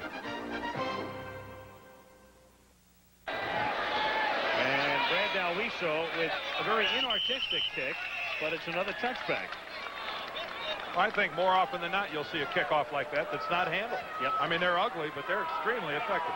So they start at the 20, and we can tell you that ABC's Monday Night Football is being brought to you by Bud Light. If you want great taste that won't fill you up and never lets you down, make it a Bud Light. By the new Dodge, a division of the Chrysler Corporation. And by Kellogg's, the best to you each morning. What is this, the largest freestanding concrete roof in the world? Something like that? You're moving to architecture already? Well, I'm looking. Kelly and George are giving me a what? Yeah, it's a little tidbit. That's what they call a cab driver tidbit. You Okay. have no idea if it's true or not, but it sure sounds wonderful. First down from the 20-yard line as Stoffer begins with a 19-yard pass into the arms of Brian Blaze. First down. Let's take a look at the numbers for the first 30 minutes of action. 7-point lead for the Denver Broncos. And a huge edge in total yardage, 3-1 advantage. 47 total yards and 2 turnovers. Seldom wins anybody any football game. And that halftime numbers that were those halftime numbers we're looking at very reflective of the type of year offensively, at least for Seattle. Here is John L. Williams. That pass to Blades, by the way, that's the first time that the Seahawks have thrown on first down tonight. They got 18 on the pass and 3 on the ground here. It'll be second down and 7. We were talking about the Seattle quarterback situation. They draft McGuire. The jury is still out on him because of the injury. The jury, in a way, at least according to Flores, is still out on Stauffer. Craig is gone. They may get the #1 pick in the draft. They may or may not be a draft. A lot of questions to be answered here in Seattle. Those Super Bowls that Tom Flores won as coach of the Raiders must seem like a long time ago. Of course, they were a long time ago. Second and 6, and here is Warren. And he takes it out to the 46-yard line. He's a little short of the first down. Stopped by Michael Brooks. Third and a yard or so. Those 2 Super Bowls that Tom won as coach of the Raiders back in the 80s were the only 2 Super Bowls won by any AFC team in the decade of the 80s. Super Bowls 15 and 18. Just when he decided to go back to coaching this past January, and we talked about it earlier, wanted to put the ball up in the air, stretch the field as the Raiders have done over the years. And not only did he not have the people for it, the people that he might have attempted to do that, principally Brian Blades, went down with injuries. Third and a short 2 from the 46-yard line. And there's your short 2 and another yard as well. Out to the 49-yard line for Warren. First down, Seahawks. Well, as inept as they have been offensively, I'm sure one guy in this stadium who's not all that pleased is Dan Reeves, because the score is still just 10-0. 10-3 rather, 10-3. And when you have but what, a 1-touchdown lead, I mean, over a team, you're on the road. You have a miserable road record like we've already documented for the Broncos. Clinging to a 7-point lead is uncomfortable, to say the least. And now they're on the verge of moving into your own territory. Broncos letting the Seahawks stay right in the game. First down from the 49-yard line. Good protection for Stauffer, but a bad pass. He had an open man at the 35. That was Warren. Second down. You know, Carl Mecklenburg came out a moment ago, and I don't know if he's all right or not, but he came out on his own, and they brought in a substitution. Let's take a look at the Warren. He is wide open. That's just a poorly thrown football. This is not a rookie quarterback. Kelly Stauffer's in his 4th year as we look at Carl Mecklenburg over on the Denver sideline. But he's in his 4th year, and he's had problems. He's had problems throwing the ball, but more importantly, he's had problems staying healthy. Twice on the injured reserve list last year, once on the IR list this year. Every time he puts a little streak together, he goes down. Keith Traylor in for Mecklenburg. Here's John L. Williams running his way across the 50 into Bronco territory. Stopped at the 47-yard line. It's going to be 3rd down and 7. We touched on something earlier, too. The Denver Broncos have 10 rookies on their team. The Seattle Seahawks, in what you would have to say is a major rebuilding effort, certainly offensively, they only have 2 rookies on their team. There's one of them right there, Ray Roberts, the #1 draft choice at left tackle, and Tyrone Rogers, the other. So they're not young. And you're right. You would expect a 1-10 team to be just laden with kids. And Rogers, a free agent. 3rd down and 7 from the 47-yard line. A free agent from town here. They didn't even have to pay his travel. Yep. UW. Warren makes the catch, and Warren loses the football at the end of the play. And that Drone's got it, and they're calling this a fumble. It is Shane Dronette who comes up with the football. The official who was closest to the play got knocked down, and I couldn't tell if he was going to rule that the play was down or what. And apparently the play continued as Charles Dimry was the man who knocked the ball loose. It's the second Warren fumble tonight. And sure enough, Denver's got the football. Wow. Warren just struggling for first down yardage. Instead of going out of bounds, he takes a tremendous shot there. That's Dimry, and he could have been down before the ball came loose. Yeah, Dimry's hit didn't bring the ball loose. Atwater with the follow-up. But, you know, that's a good question as to whether or not Warren was on the ground by the time that Atwater's hit came into play. But, of course, as we all know, irrelevant. Denver ball. First down at the 29-yard line. Another Seahawk turnover. What is that, the third? Maddox, it is. Maddox gives it to Green. And Gaston Green picks up a first down as Green takes it out to the 40-yard line. Stopped by Robinson and Hunter. Well, the Seahawks have certainly had their opportunities tonight, but the 3 turnovers have killed them. That's good, strong running by Gaston Green. We touched earlier on the fact that the last 5 games, whether or not he's running better or whether the offensive line has gotten more in sync with the Denver Broncos, they have put up some rather impressive numbers on the ground, and Gaston Green averaging over 6 yards an attempt in the last 5 games. First 6 games, 2.6, and over the last 5, 6.3 for the former UCLA star from the 40-yard line. Fake by Maddox, a little low throw, and that's incomplete. Caught on a hop by Mark Jackson. That's where you don't let your instincts come into play when you throw. You're trying to baby it out there so much you just come off of it completely and one hop it. That's a case where, boy, you ought to just let it fly.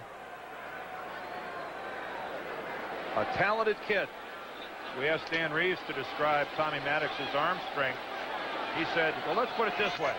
If John Elway is a 10, I would call him an 8. Now, understand something. When you're an 8 or an 8.5, compared to Elway, you're still ahead of 95% of the other quarterbacks in the game. You've got a bazooka.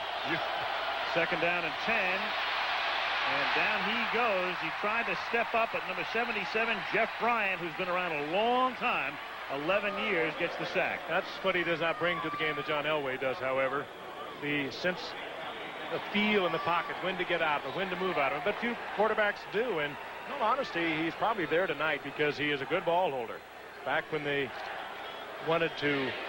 needed a holder for Treadwell, Maddox was the man who was best suited to do that. So he was made the second string quarterback. Sean Moore went to the practice squad, and that's where they stay. 3rd and 11, 9:45 to go, third quarter. Denver leading 10-3. And Maddox goes down in a heap at the 31-yard line. A ruthless quarter, number 97. They're not putting Maddox down, but you can just visualize as you look down there, an Elway spinning out of that, reading the problem, buying time to throw the football or take it upfield on the run. But again, there aren't many of them around, and he's on the sideline right now for Denver. Boy, a classic case where they're trying to help Russell Freeman, the left tackle, and what happens is the tight end knocks Porter all the way to the inside, and Freeman, kind of mesmerized by the whole thing, just watches Porter run over his quarterback. Ruben Rodriguez's left-footed kick is fair caught at the 33-yard line by Chris Warren. Hawks get it there. 9:21 remaining third quarter. 7-point Broncos advantage. 45, even 45 says, even 46, but paying $4,700 phone with time to get them 47.5. What'll it be, fellas? Make it a Bud Light. Sorry, this is the last one. Well, I think I've been. I can take that one. What do you want to give for it? I'm a 2 and a 10. Give me. There's a man who's blocked. Here's a man who's blocked. And here is the nearest Denver Bronco, 24 yards away, and there's a Seahawk here in a position to block him. And yet, he signals for a fair catch. And when you're trailing 10-3, not a wise thing to do. Not when you're 1 and 10. And it's, you know, maybe that's the effects of being in there every down as a running back, being back on kickoff returns and punt returns. But Chris Warren, in that situation, didn't help the Seahawks at all by calling for the fair catch. Also comes in a game in which he's carried 9 times for 16 yards, and he's fumbled twice. And he's not run anybody over.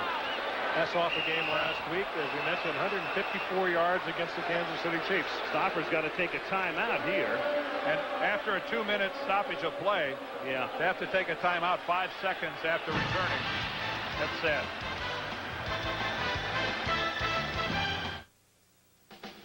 Ooh, darling, I need you so. Never, ever gonna let you go. 'Cause I'm the one. We're back. Now we head down to Texas next week, and who would have believed it? The Chicago Bears reeling 5 consecutive defeats, and to face Houston. I guess very Mike important Ditka game for Houston. And I guess Ditka was very much in control of his emotion. You know, this is just reality setting in Chicago is that the Bears, on a talent level, are not at that same plane with a lot of other teams in this league. Are you saying that because we have to be with them next week? No, I'm saying that it's not a question of coaching. I don't think the Bears are any poorer coached than they were in the past. I think their talent level has declined. They talked to Danny Reeves last night, and a good friend of Ditka's, teammates down at Dallas, and co-coaches under Landry down there, and he said Ditka just hates to lose. And I understand that. Seattle starts from the 33 after taking that timeout on first down. Stopper. Ball is loose, knocked away by Fletcher, but recovered very alertly as possession is maintained. Bill Hitchcock, the tackle, is there. And that's about all the time you're going to get to throw a football from the pocket in any kind of competitive game, and you have to have a sense of that pocket timing. That's more than you're Stopper, going to it just was a stoic in there. You got about here, nothing's happened. Let me get out of here. Let me put the ball down anyway because something's going to happen, and it did. Dream on. You are not going to get that kind of time in the NFL. These are things, of course, that come with playing. Stopper, as we mentioned, came back from a knee injury back in early October, only last week. Well, Monday night performances put a lot of guys in the Pro Bowl, and Simon Fletcher making a bid tonight. Oh, and Seattle takes another timeout? Look at this. Well, Tom Flores shows very little emotion on the sideline. But Kelly Stopper has to really be pressing him tonight.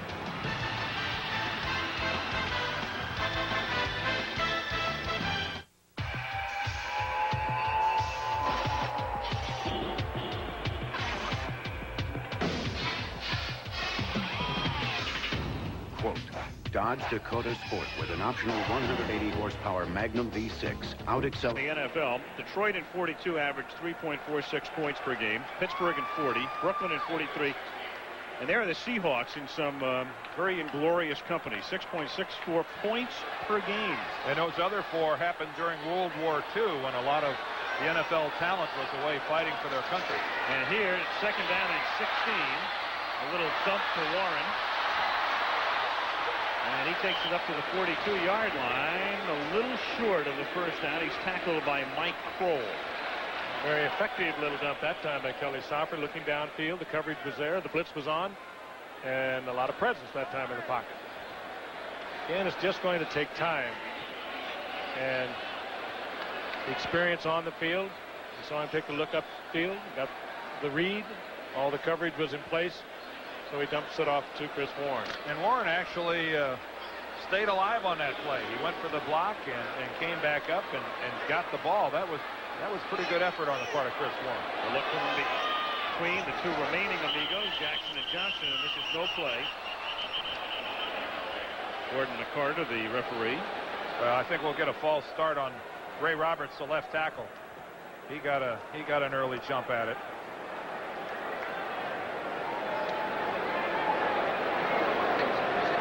False start before the snap, number 66, offense. 5 yards, repeat third down. Well, they call it on Andy Heck, but it was really Ray Roberts that moved. That's right, Andy. Stand up for yourself. It wasn't you.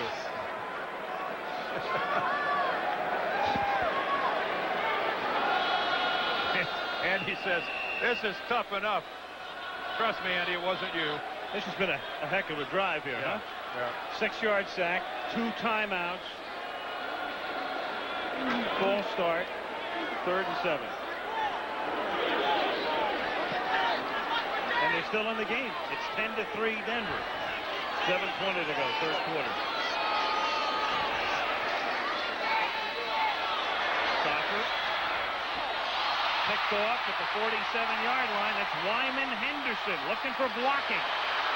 Inside the 30. A run out of bounds at the 22-yard line. Well, this will draw the boos. That ball should never have been thrown. Wyman Henderson standing right in front of the receiver. In no way that Kelly Stopper could not see the coverage. Good coverage, zone coverage, and standing right in the middle of it. Right in front of the intended receiver was Wyman Henderson. And to make it worse on Stopper, he goes over and tries to make the tackle and gets jackhammered by a Denver defensive player coming downfield. He threw the interception, but then he gets beat up to boot. And you're right, Frank. That's just a horrible throw. I mean, that's the kind of a throw that even when a rookie quarterback in this league throws. And watch Stopper here. Well, he had 4 interceptions. Oh boy, he had 4 interceptions last week, throwing into the same kind of coverage. Denver at the 20, first down. Maddox. Jackson makes the catch, and he's tackled immediately. Forward progress takes him to the 16. That could have been the ugliest offensive series in the history of football.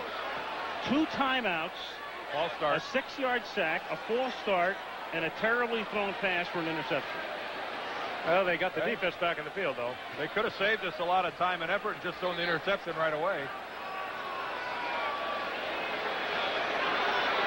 I think I've seen consecutive timeouts like that in a long time. Yeah, if I ever have. And I'm pretty sure what's going through Kelly Stopper's head. Oh boy, why is this happening to me on Monday night? Larry Cannon, the offensive coordinator, chewing a little tail over there. Well, he's right. That was a sad series. And now the Broncos take a timeout. Timeouts are a Denver timeout. And I think the fact, guys, that these fans are here, quite a statement as to their commitment to this team. 2nd and 6, Tommy Maddox flushed out, chased, pass is incomplete, a little low, intended for Vance Johnson, who can't make the catch at the 9-yard line. Not a bad throw by Maddox under duress. A little low down around the feet of Johnson, but for a guy who's scrambling and having to give ground, throwing the ball backwards, that's a pretty strong effort by Maddox. And Reeves on the sidelines, not feeling easy about this game at all. As poorly as the offense has played, for Seattle, their defense has played superb tonight, and 10-3 is not something that makes you comfortable. Anything can happen, and he knows it. 3rd and 6 at the 16-yard line. Hello. And a great defensive play by Eugene Robinson, who upends Reggie Rivers.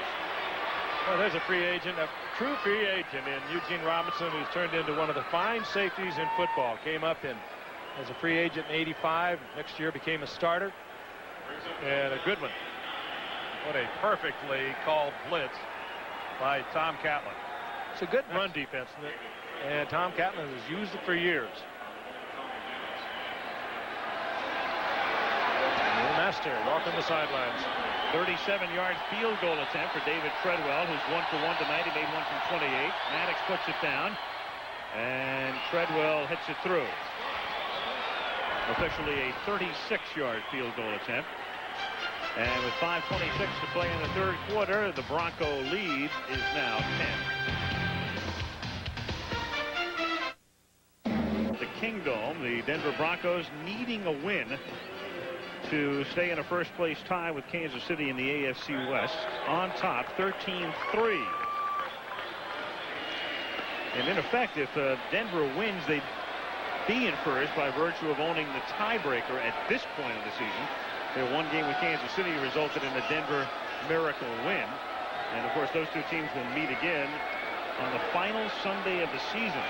And in between, a lot of rough roads for the Denver Broncos, beginning with Dallas next week. And that last game is at Kansas City. And here's Dalwiso kicking it through the end zone, another touchback. They have a ring of honor here in Seattle, and they've honored 3 of their great players, and they've added a 4th man tonight. They were here to honor Pete Gross, and a beloved man in this town, and justifiably so. Very much so. There is a terrible-looking pass that somehow gains 2. Simon Fletcher helped to break the play up, but Ron Heller somehow in the middle of a bunch of white shirts makes the catch. And Frank, your opinion on this, but mine is that Kelly Stopper, for some reason, is lacking awareness of what's happening around him in the pocket. I mean, a quarterback has to sense. That came from his right. Yeah, I mean, that came from the side that he should see. Granted, it's not one of the great pockets you would want to be in. No. But he is exactly right. He's shown very little feel for the collapse of that pocket all night. Here's Warren gaining 7. He takes it up to the 29-yard line with 4.5 minutes to go in the 3rd quarter. It'll be 3rd down and 1. Holding on to the football is not the way to gain the undying respect of your offensive lineman either. When your guy is the guy who gets a sack on the 5th or the 6th second that your quarterback has been back there, you're hostile because your coach is going to go up one side of you and down the other, and you're thinking to yourself, hey, the ball should have been gone by now. And we're lucky we haven't seen a lot more holding penalties also. Seattle leading the league with penalties are right up there very near the top of it. Knock on wood, Frank, or it'll start.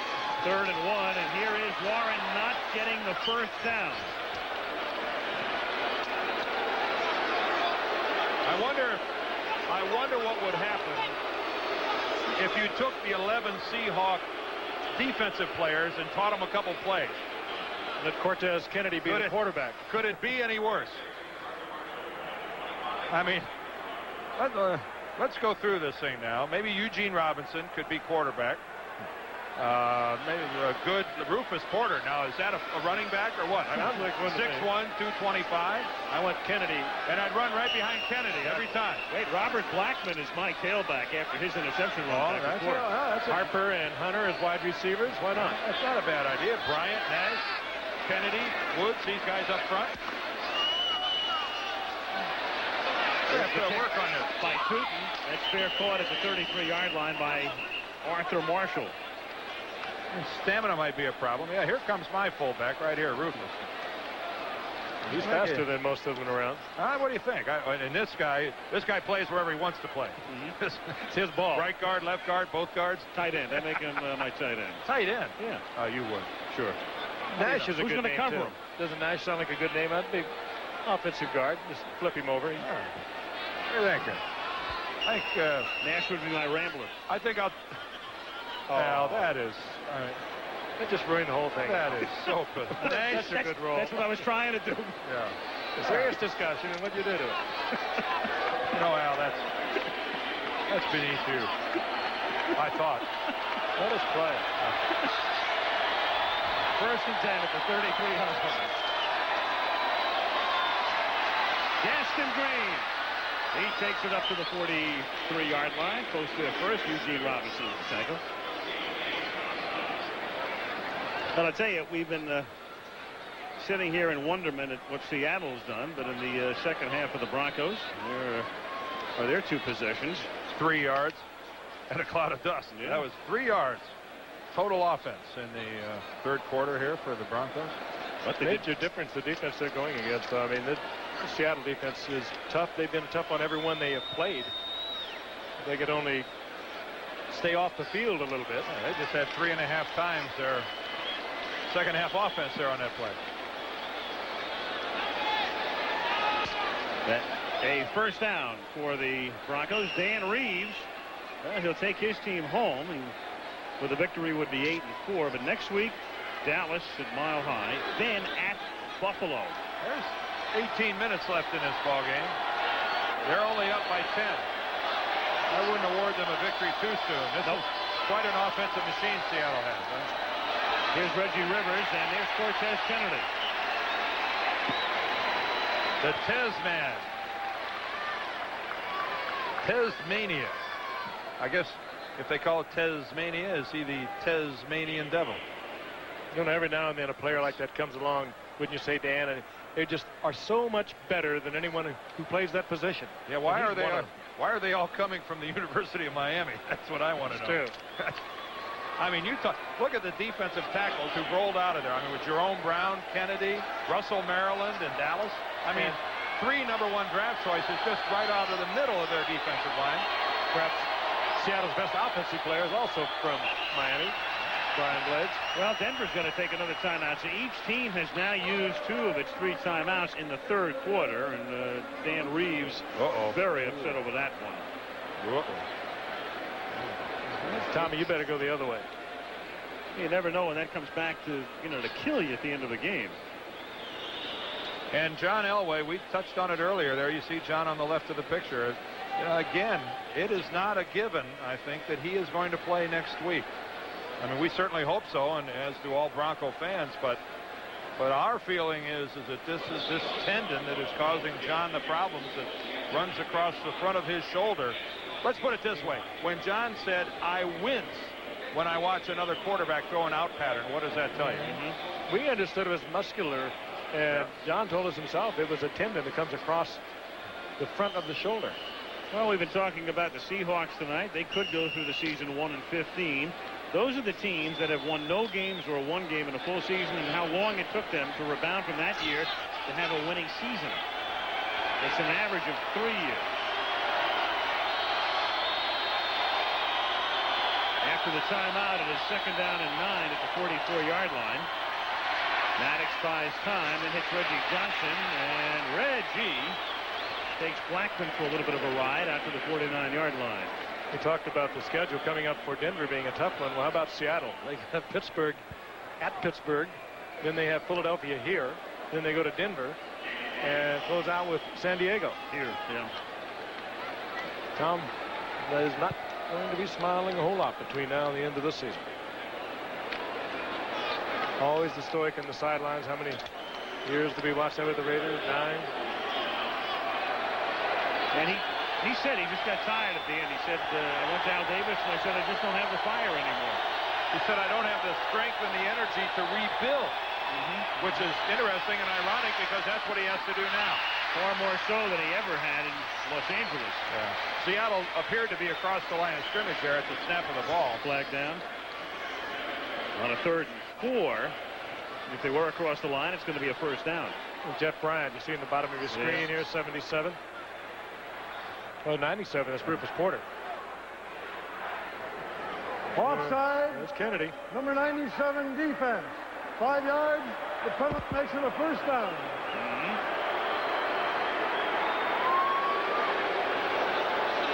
A freebie 1st down. 1:38 to go in the 3rd quarter. Rufus Porter has made a couple of Pro Bowl trips. 88 and 89. He did those as a special teams player.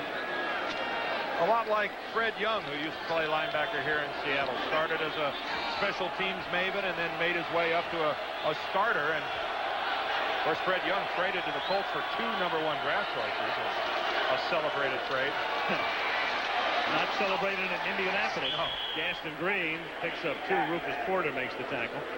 That was one of the worst trades in history. That was quite a trade by the Colts. 2 number 1s for Freddie Young, and it didn't work out in Indianapolis. And interestingly enough, one of those number 1 draft choices is a choice that Seattle used in the 1989 draft, 90 draft rather, when they used it to trade up to the number 3 slot to draft Cortez Kennedy. So the departure of Freddie Young in many ways was used to gain this guy. And this is the type of guy you build an entire defensive unit around. Well, he switched to the 4-down line when he came in as a rookie. 2nd down and 8 from the 43-yard line. Green. And he's out of bounds at the 38-yard line. Run out of bounds by Patrick Hunter. In that 90 draft, only Jeff George of Indianapolis and Blair Thomas of the Jets were picked in front of Kennedy. You know, the significance of being able to switch to that 4-down lineman with a man like Kennedy, it's very difficult to get 2 people on him. When you do, you make a major sacrifice somewhere else, and there's the man who constructs it all, Tom Catton. We've looked at him many times tonight, but you also make Rufus Porter so much more effective on the outside. You force an offense to change like Denver had to do coming in during the night to play multiple tight ends to make sure that Porter was accounted for while trying to double up on Kennedy. 3rd and 2. Waning seconds of the quarter. Green, flag thrown. Green loses a yard.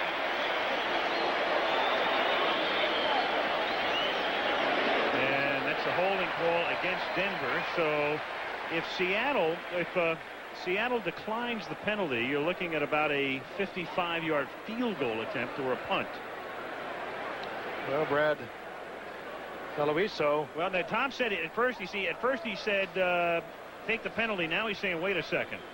You see, and Catlin's explaining if you take the penalty, you're going to give them another down. If you take the play, you're going to make them kick a 55-yard field goal. Well, you're factoring in Brad Aloiso also. 76 offense. Penalty declined. Whoa. 4th down. Yeah, I think that's the right call. I agree. That's the right call. You might see the field goal attempt. Yeah, but I'd rather have you try a 55-yarder than push you back 10 and let you get it a 1st down or in better field goal range.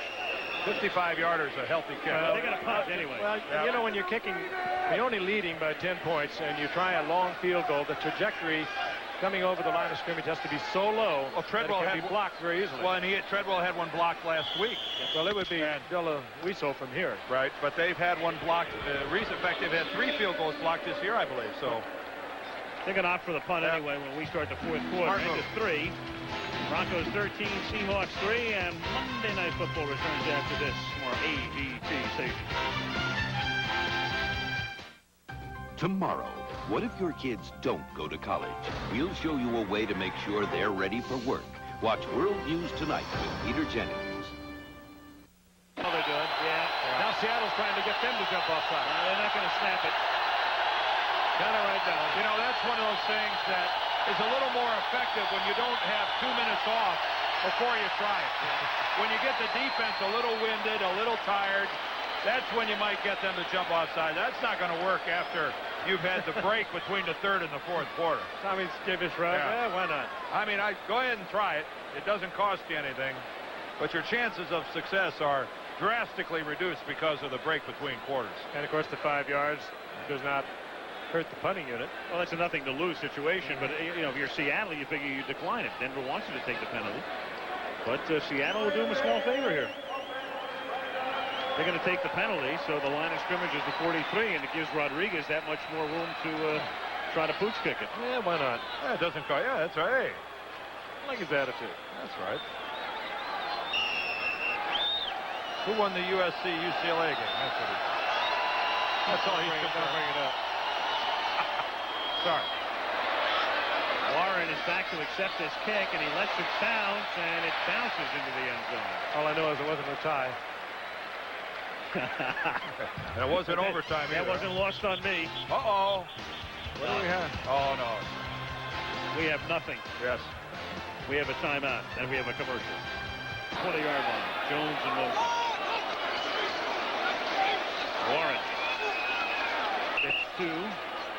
Yeah, we've talked about Seattle running on first down, and that one time they threw it on first down, they had a completion and a good-looking play, and they become awful predictable here in running the ball on first downs. And when you are predictable, you don't get a lot of yardage.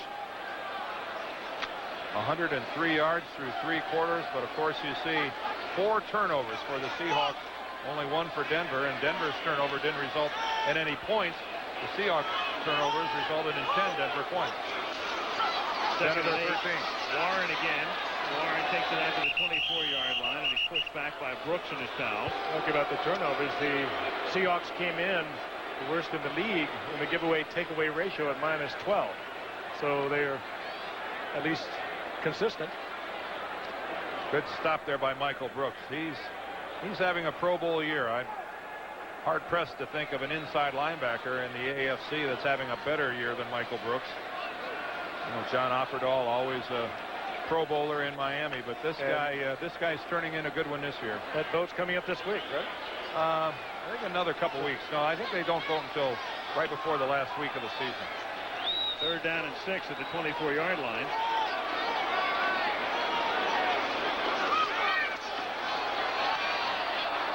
Pass is behind Warren. He can't make the catch. 4th down. So that's a difficult pass to throw, but we're looking at Reuben Mays there, who's walking the Seahawks sideline. Of course, remember the tremendous years he had with the New Orleans Saints, and then he suffered a devastating knee injury down there, came back, a trade brought him here to Seattle, and his uniform is real clean and real dry. Remember that 1,300 yards he had as a rookie, and then the knee, and he struggled to get back, and really hasn't done much here. Newton's kick. Taken by Marshall at the 42-yard line. He loses the football. It is picked up by the Seattle Seahawks and taken to the 25 by Tracy Johnson on the exact break that Seattle needed. Stripped by James Jones, and Tracy Johnson with a recovery. And Lilo Lang with the tackle. And Lilo Lang stopped Seattle again on a try to score defensively. All right, there's Arthur Marshall, who's giving ground. James Jones wrapped him up and then stripped the ball himself. And for that twice we have seen a Seahawk rumbling with the ball, and he's dragged down. Now, of course, they're only 26 yards away, and that must look like forever. First down, and it's John L. Williams picking up 2 to the 24, and the boos begin to cascade. Larry Cannon, the offensive coordinator. And again, another run on first down for a couple of yards. Well, he was over giving the offensive unit what for when we were away at a commercial a while ago. He's offensive coordinator, of course, with Tom Flores at the Raiders, and was the coach of the year in the World Football League in '91. And he is hot tonight. 2nd and 8 at the 24-yard line, 12 and a half to go. 10-point Denver lead. Kane in motion. 4-man rush. Tackle is made by Kane. Flag down. He takes it to the 8. I think that'll be a hold and they'll come back. Yeah, they're going to get Ray Roberts, the left tackle, although they'll probably call it on Andy Heck. But Ray Roberts, the left tackle, got flagged for holding. And I think justifiably so. He was caught in a compromising position and dragged his man down. Holding, 73 offense, 10 yards, repeat 2nd down.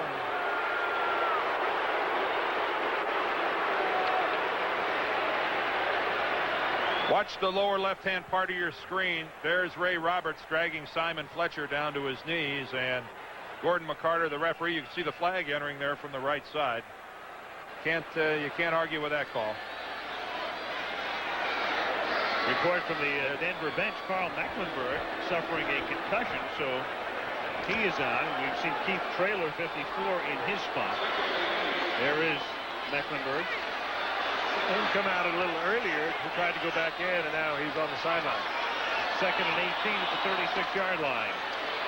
Oh, Roberts gets beat again. Son of a gun. And Stopper throws, and Jones can't make the catch. Michael Brooks out there. I don't know whether he made the deflection or not, but moving from the inside, he might have got a finger on that. James Ronette put the heat on Stopper.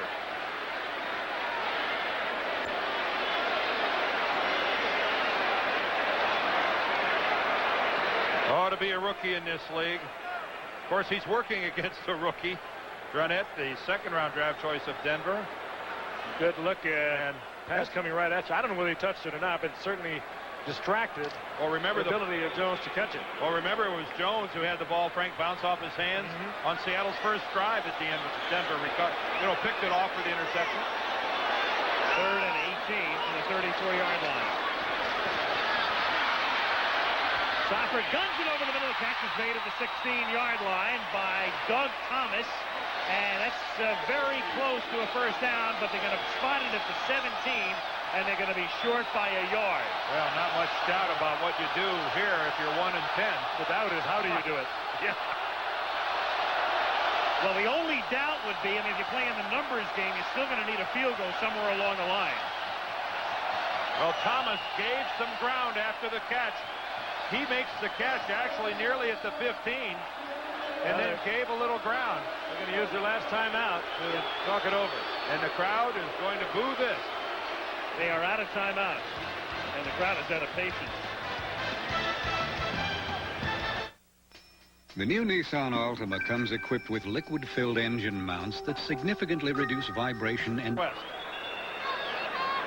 they're looking forward to the Seahawks here on 4th down. Attempting to pick up the first down at the 17-yard line. 4th and 1 after that timeout.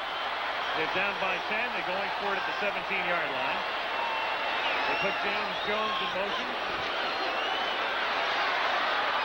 Stopper off his back foot throws incomplete, intended for Warren. Keith Traylor put the pressure on. Warren had 2 defenders around him, and Seattle comes up empty again. Well, I don't know who blocked Traylor or who was supposed to block Traylor. Let me phrase it that way, because nobody did. And that was...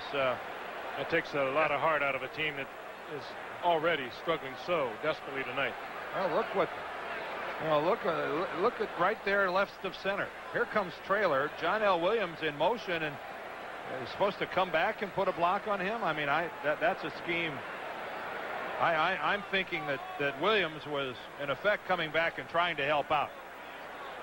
And if that was designed that way, that he's supposed to come back, there's Charles Dimmer, you can see, being helped off the field by the Denver training staff. Regardless of who was supposed to block whom, it didn't happen. And I can't imagine what is going through Ken Behring's head, the owner of the Seahawks, as he sits in his box. He's in his 5th year now, and of course came here with a lot of conversation about we're going to build a winner. And he set out again with another commitment this year when Tom Flores became the head coach. And almost a mandate to put a winner on the field. First down at the 17-yard line as Tommy Maddox hands it to Gaston Green. I think we go back to having the defensive players for Seattle play offense. I think it might be worth a shot at this late stage of the ballgame. The two most dramatic things we've seen all night have been defensive players of Seattle with the ball in their arm running towards the Denver goal line, and only a couple hustling efforts on behalf of some Broncos kept the Seahawks from scoring twice defensively, which ironically would be giving them the lead right now. 2nd and 9 at the 18-yard line.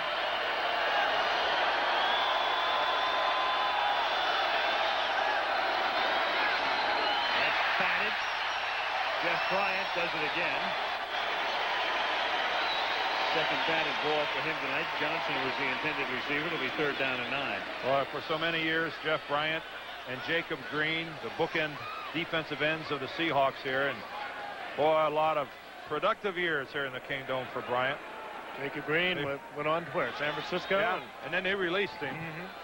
And Bryant moved over to that left side, on the outside. Number 1 draft choice back in 1982, Jeff Bryant. From Clemson. 3rd and 9 at the 18-yard line. Maddox with time, sets up a bad screen that winds up in the hands of a lineman, Doug Wydell, and he is lucky that wasn't picked. Well, it bounced off Joe Nash. I think a ball bounced off number 72, Joe Nash. Intended for Reggie Rivers, and that was a superb defensive effort again, and Denver is finding this defense just as tough as anyone else has played it all year long. I think it hit Rivers on the top of the head. It hit Rivers on the top of the head, Nash on the shoulder pad, tough to catch, and then Wydell. That ball hit 3 people. Rodriguez to take the snap at his end zone. Warren stands at the 50. 4th down.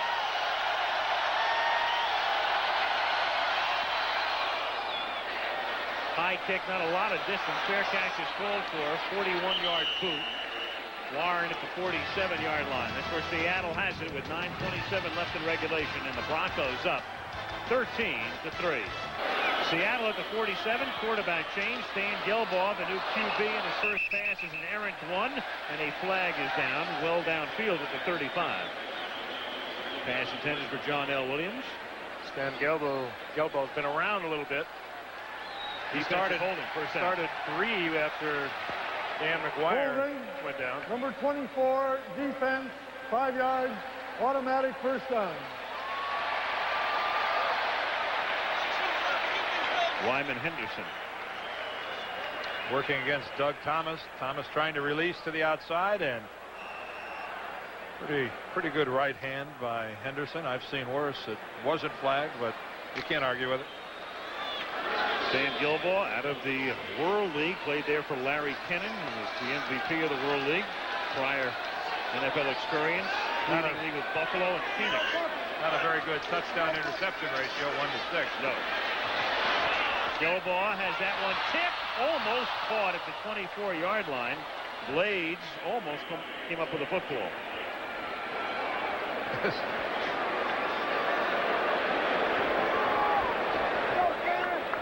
Second down and 10. There is Larry Kennan. I was going to say beleaguered, but I think he's past the point of being beleaguered right now.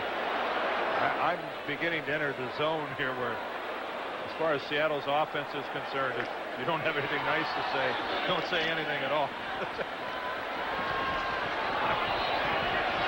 I'm waiting just for some glimmer. I wonder if you could ever reach that zone. 2nd and 10.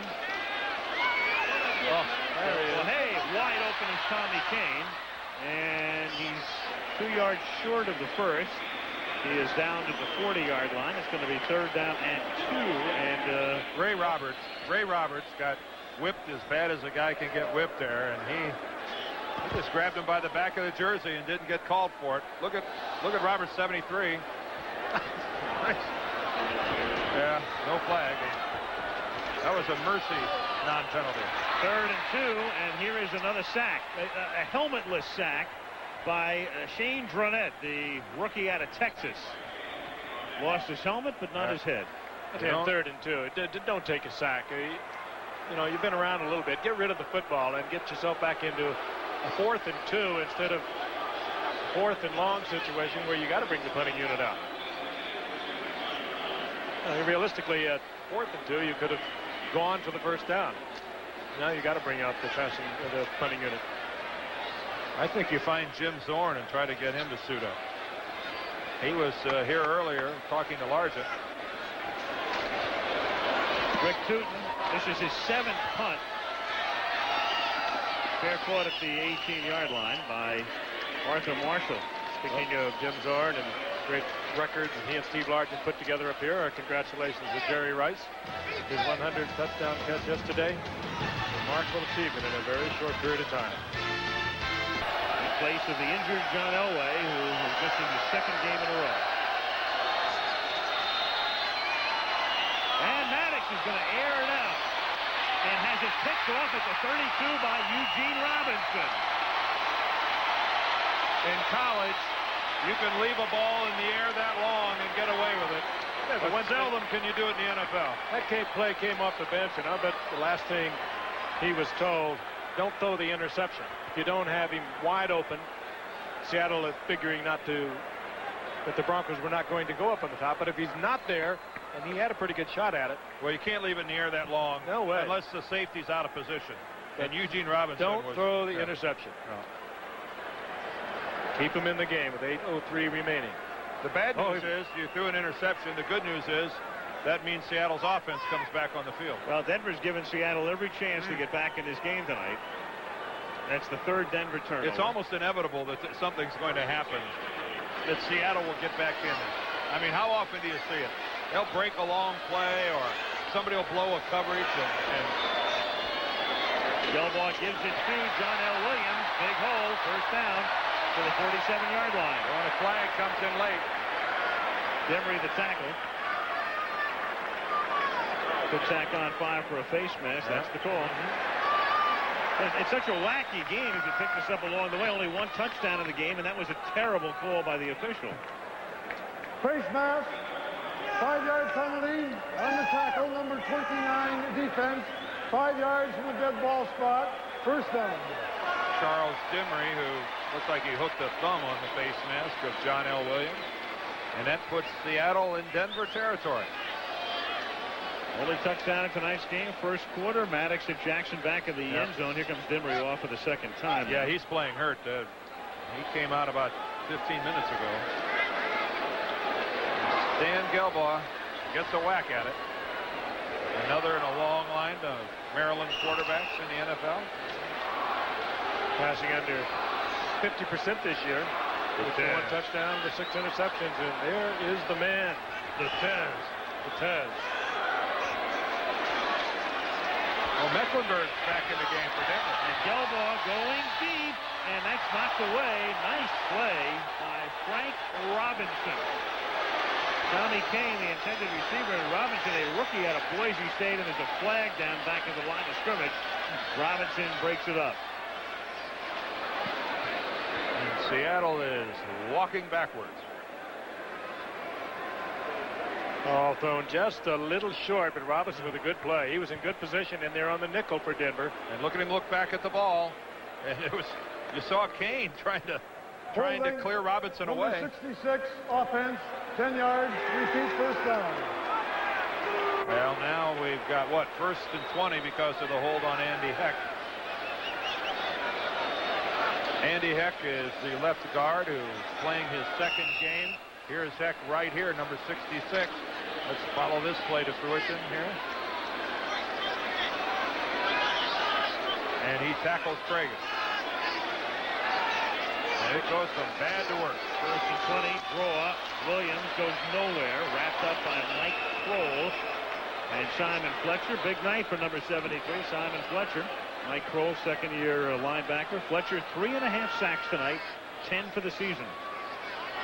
Cragen's played well tonight also, and has played well throughout the season for Wade Phillips. 2nd and 20 with 7:15 to play. Delbaugh throws, catch is made by Blades, and Blades puts the ball across the 50 just into Denver territory. Well, you'd almost have to suspect now you are looking at 2 downs to get the 1st down. 3rd and 11.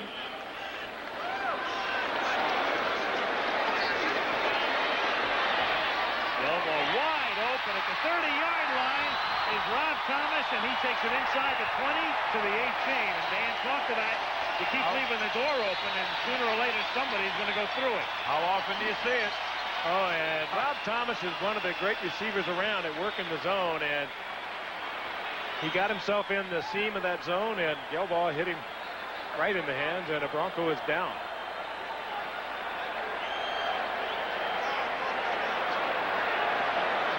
You'll see Thomas, he found that little opening there in the zone, or major opening. Dennis Smith playing way back. And Rob Thomas, who led the Kansas City Chiefs in receptions a year ago, put on plan B, gets the 1st down for Seattle. Is that Atwater who's down? It's the 7 is the 2nd number. I know that right. Well, now. it looked like there was a collision between Robinson and Atwater, and it is Steve Atwater, the all-pro free safety of the Denver Broncos. Atwater and Smith will give them a gain of the night. 31-yard pickup, 1st down, 18-yard line. John Granby, almost the longest game of the safety. season. And if I'm Seattle, I throw the ball here. Enough with running it on 1st down. They heard you. Caught at the 11-yard line. No, dropped at the 11-yard line. Tommy Kane. Good call, poor execution. A perfect throw, and Kane just dropped it. Elo Lang helped to jar it loose. Good call by Kennan. That's a ball that ought to be handled. Lilo playing well off. When you get down there inside that 20, you're going to have to play a little tighter than that, or you're looking at the same call coming right back to you. This ball bounces right to Braxton. I mean, Braxton has it hit him right in the hands after it bounces off of Lang. We've seen some caroms tonight, haven't we? 2nd and 10 at the 18-yard line.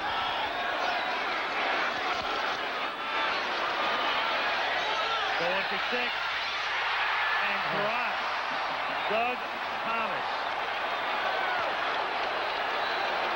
These guys are something else. Ooh. And Henderson went into the wall. And Good move by Doug Thomas. He did everything you could do, and Henderson is a little shaky. Henderson went to sleep initially. Thomas with a little drive move to the inside, breaks it out, and Gelball did everything but catch it for him. Yeah. Easily thrown ball, very soft, perfect to catch. Somehow we don't handle it. That's the kind of stuff that 1 in 10 teams do. I mean, you see the opportunity in front of you. Yeah, that wall might have got Doug Thomas's attention. You see an opportunity, and then look what happens. You get a dropped pass on 1st down by Tommy Kane. Then you get a dropped pass on 2nd down. I mean, good teams have difficulty overcoming mistakes like that, much less a team that struggles. Well, you have to hope that Henderson is all right. I mean, he banged into the wall, which is very close to the back of the end zone. And I think it might have also affected Doug Thomas's concentration.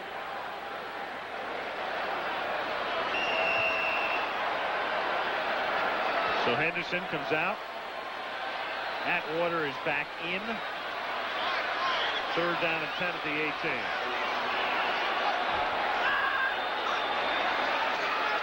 And they try to fool him on the ground, and that doesn't fool anybody. Chris Warren knocked back by Michael Brooks. 4th down. Out comes the field goal team. And they're going to kick a field goal or fake it. At some point, you're gonna if you're gonna if you're tie him, you got to kick a field goal at some point. They're down by 10. Yeah, why do you play for the tie? I guess a tie looks pretty good when you lost 8 in a row. Maybe a little OT would be pretty exciting if you lost 8 in a row. John Casey to attempt a 33-yard field goal. Rick Tootin will hold it.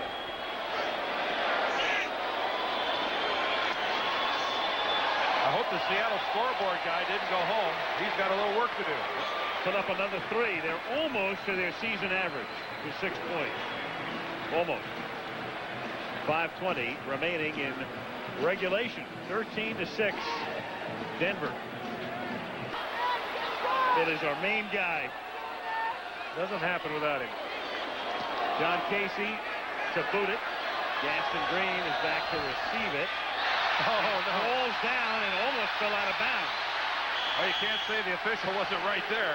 Hey, Denver is flirting with disaster. Yeah. And they've given Seattle every chance to get back in the game, to win the game, and they did it again here.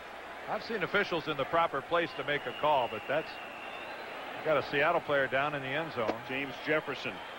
Yeah, you can't say that this guy wasn't in the right position to make the call. Look at the official standing out of bounds. Ooh. Tough to be any closer. Green, I think, just caught his foot in that artificial surface. It's very grabby. Still looked like Green's foot when he got back up was just about as close as you could be. Jefferson assisted off. Well, Denver now, all of a sudden at its own 9, 5:11 to go. There's a touchdown away from being tied. And well, keep in mind, too, as we wind down, because of the injudicious use of timeouts for either team in this game, Seattle has no timeouts left. Denver has 1. The first down would just about do it. Injudicious. From the 9-yard line, 1st and 10 Denver. And the people who are left are making a lot of noise. Here's Gaston Green. Picks up 1. 2nd and 9. Tony Woods makes the stop. And now young Mr. Maddox will be well advised to use as much of the play clock as he possibly can. And try to get a first down. Yeah. Real feel of the confidence that Danny Reeves has in his young quarterback with this call that's coming up. It's the time to put it in the air, but do you do it? 2nd down and 9. Now, one thing, I'd account for the Tez.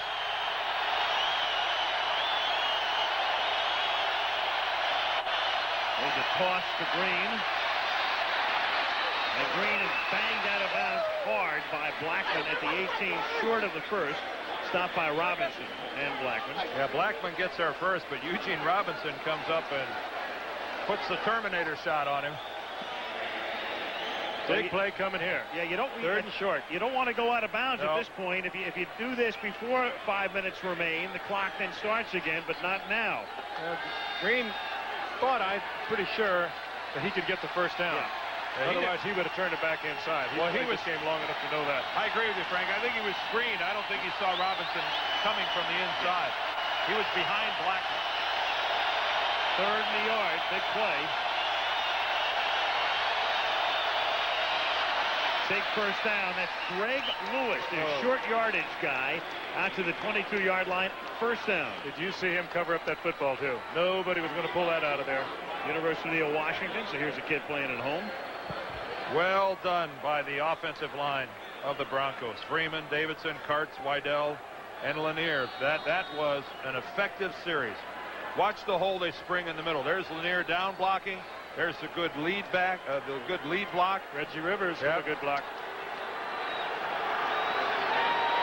3:45 again. Seattle out of timeout. Only time the clock will stop is with a 2-minute warning.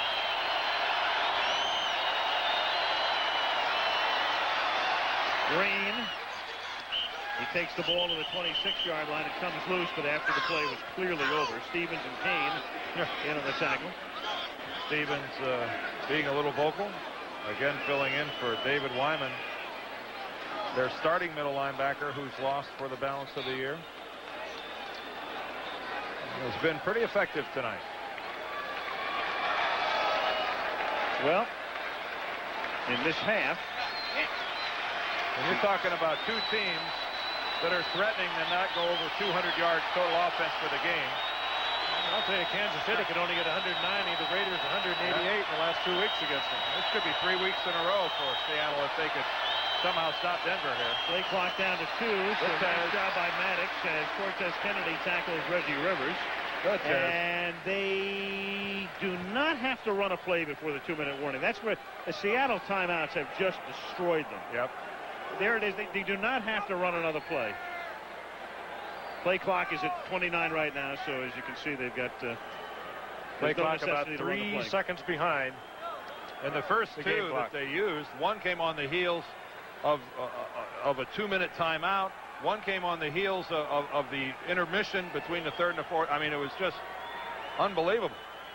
2 came on one series. Yeah. 1 came on when they had to decide whether to go for the field goal or go for it on 4th down. Yeah, just in any event, this is the last time that Seattle can stop the clock right here. 2-minute warning. And back we come with Monday Night Football after this message from the National Football League. Kelly all alone. Many winners in the NFL are also leading. 3rd and 5. That's Mark Jackson in motion. Ooh, movement, action, everything going on. I think it's going to be against Seattle. No, yes. I think we had a false start. On Denver tight end moved as well. Clarence Kay was in motion, or he was moving. False start before the snap. 88 offense. Yep. 5 yards, still 3rd down.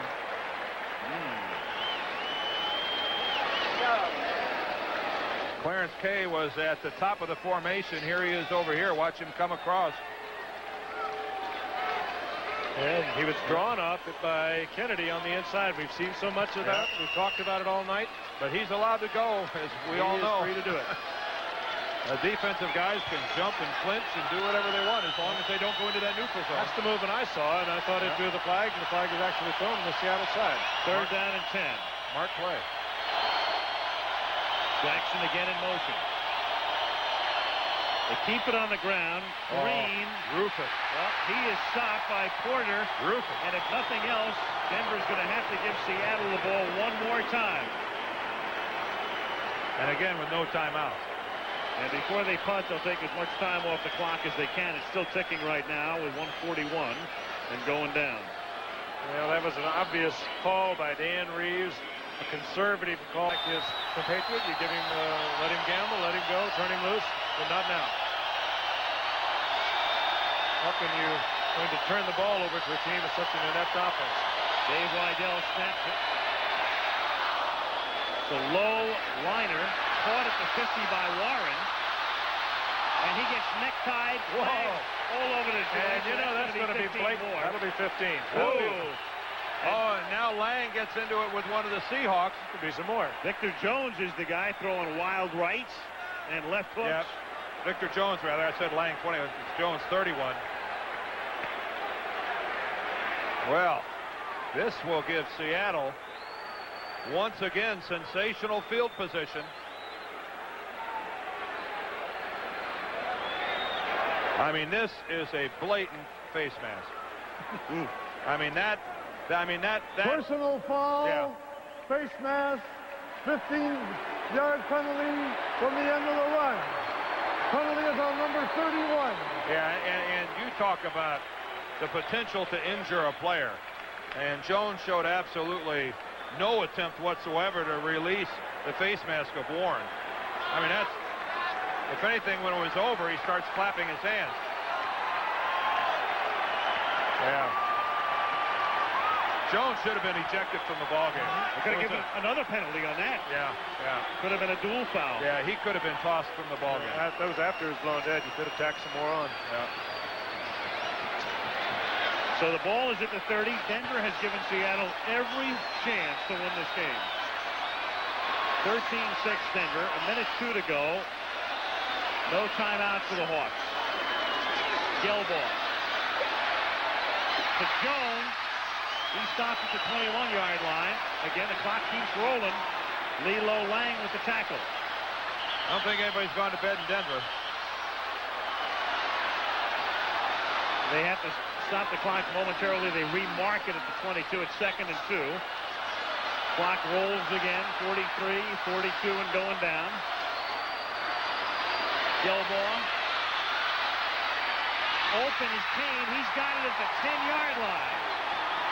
They'll have to get up and they probably should get up and kill the ball right here. Throw it into the ground is what he should do. At the 9, it's 1st and goal. And that's what he does. 21 seconds remaining. This must seem like a bad nightmare to Dan Reeves. I think that goes without saying. Did you just even a bad team, given enough opportunities, can make something happen? And Seattle is a bad offensive team, but they have been given too many chances by the Broncos tonight in too good a field position. 21 seconds remaining. 2nd and goal. 4-man rush.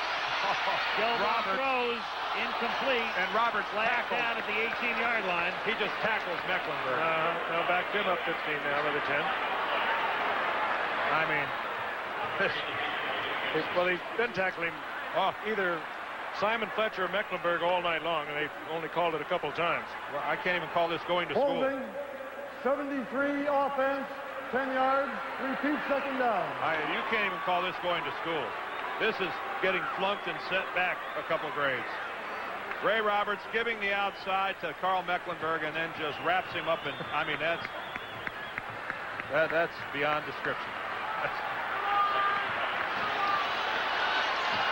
2nd and goal. Even #1 draft choices aren't immune to being taught a lesson. Look how far Roberts is off the line of scrimmage. They could call that. Four-man rush. I'd be back past the quarterback. Over the middle, Jones makes the catch at the 3-yard line. Here we go. And here's the clock ticking down. Dennis Smith makes the stop. Gelbaugh's going to ground it with 3 seconds, so you've got, barring a penalty, 1 play left in the game. Oh, wow. How do you figure this?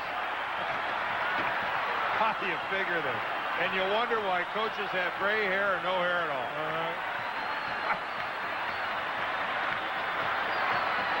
Play clock ticking away. Well, do you run? Do you throw? Well, you give yourself time to run two. You have to throw the ball, but give yourself time to get 2 plays off there. Let this thing tick down where they might only get 1. 2 plays. There's only 3 seconds left. Only 3 seconds left in the game. Play clock is down to 7.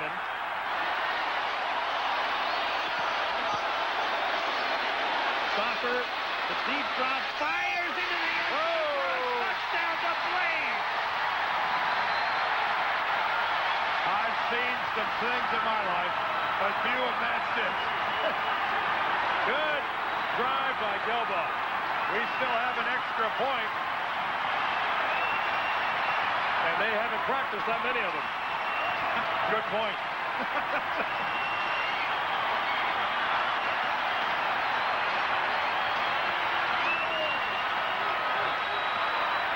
With this offensive showing we've had here tonight, we could be here all night. Well, it's fitting that Brian Blades gets a touchdown. Casey for the extra point, now to tie the game. And regulation is over. Hold your breath. Oh, I tell you what, that snap wasn't that good. That was a nice catch and placement by Tootin. OT. Beasley snapped it right into Tootin's numbers, and he put it down, and we go to overtime.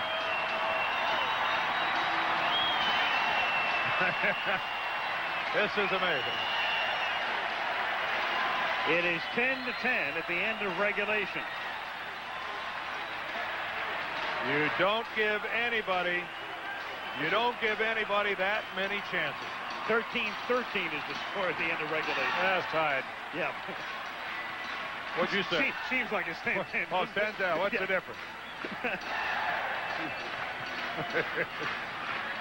Well, to some people, it's fall through the end zone. Whoa. Does. So Seattle has it at the 20. Now in overtime, first team to score wins. They play a maximum of 15 minutes. If nobody scores, it's a tie, and each team gets 2 timeouts.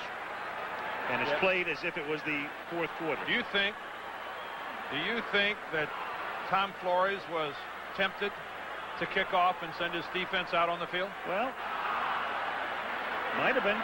Do you think Dan Reeves would have preferred something different? You have a good opportunity as inept as they've been, but Gelbaugh's come on here in the second half and has been able to move this offense. You see Denver's 4-0 in the previous overtime games. But I mean, stop and think. That thought had to go through his head. 80 yards is a long way for this offensive team. Well, at least they have some confidence after those last 2 series to do something, and that one is knocked down by Simon Fletcher, who continues to have a big, big night. An attempt to screen to John L. Williams, and Simon Fletcher right in the middle of it. Number 73 batting it away, trying to get the screen to John L. Williams. Very quiet here. A lot of people left a little early. 2nd and 10 at the 20-yard line. Gelbaugh flings it up to the 26, and Blades thrusts ahead to the 29. It's going to be 3rd down and 1. Charles Dimry makes the tackle and is slow and getting up again. Boy, Dimry has been in and out of the game. He is really trying to play, isn't he? I mean, you've got to admire his courage and trying to hang in there with a bum wheel. I have to wonder what it is. He's come off the field twice limping and with a very noticeable limp. Well, remember Wyman Henderson, the other corner, was shaken up. Dimry is his back. Brian Blades. And almost picked it off. Good read by Atwater. He was shaken up earlier, as you recall. He doesn't take any kind of fake downfield. He just plays it for the first down yardage and times it out perfectly, and it could have been picked off. That's a defensive back. That's a defensive back with confidence when you saw Atwater, who gave no ground. And now Seattle has to punt it away. I know it's radical to even consider having your defense go out first. Tootin's 8th kick of the night. Beauty. 50-yard boot. And Marshall gets tackled back at the 18-yard line. Give that punt in coverage an A+. David Daniels providing that coverage.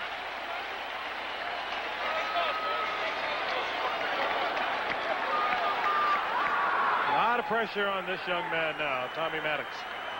Coming out just prior to the Seattle score. Danny Reeves on a 3rd and 5 situation with a sweep instead of letting him go on the pass. And listen to the hand this Seattle defense gets. Now you got to turn him loose a little bit. Let him play football. At the 18-yard line. Mark Jackson in motion. Gaston Green. That has up for a gain of 2 to the 20. Kennedy in on the hit. Well, he owns the line of scrimmage. Right in the middle of your screen. Goes with the flow. He fights back in to make the play with a spin move. Spins. Wow. He weighs what, 310 pounds? Pretty nimble, eh? Huh? That's quite a stare out there. That's beautiful work. A minute and a half into overtime. Game tied 13-13. 2nd and 8 at the 20-yard line.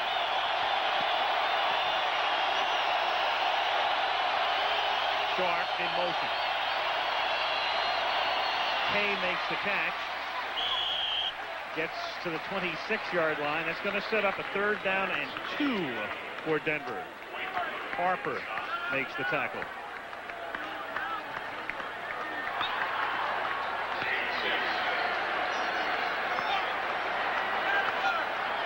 Catlin on the sidelines, sitting in, figuring the frequencies. They studied the offensive frequencies of the Denver Broncos. They're almost meaningless, really, going back after the time that Maddox took over as quarterback. 3rd and 2. Again, the importance of this game to Denver illustrated in the standings. Maddox throws. That's incomplete. Marshall looks for a flag. There is none. 3 and out. And we'll see the game's 17th punt coming up. Good play by Harper over the left corner. That's back-to-back plays by Harper. He's the guy that made the tackle on Clarence Kay, keeping him short of the first down, and then that time right there in a play much like Atwater's on the previous possession, giving no ground and snapping up there quickly to knock it down. Wobbly kick. Fair catch by Warren. It's only a 30-yard punt. Seattle has it at the 44-yard line. So in the battle of field position on that exchange, some yardage made up by the Seahawks. About 15 yards. Yep. First time they started at their 20 because of the kickoff, and now they're up at the 45. Kelly Stoffer went 3.5 quarters, and then Gelbaugh came in. Did enough to spark them. There's Stoffer now playing the reserve role. And Gelbaugh leads him to the line of scrimmage, the 45, with 12:27 left in overtime.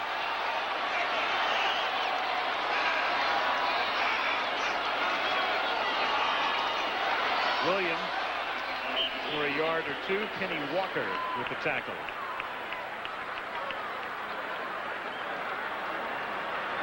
Tommy Maddox, because of the injury to Elway, his 2nd straight start.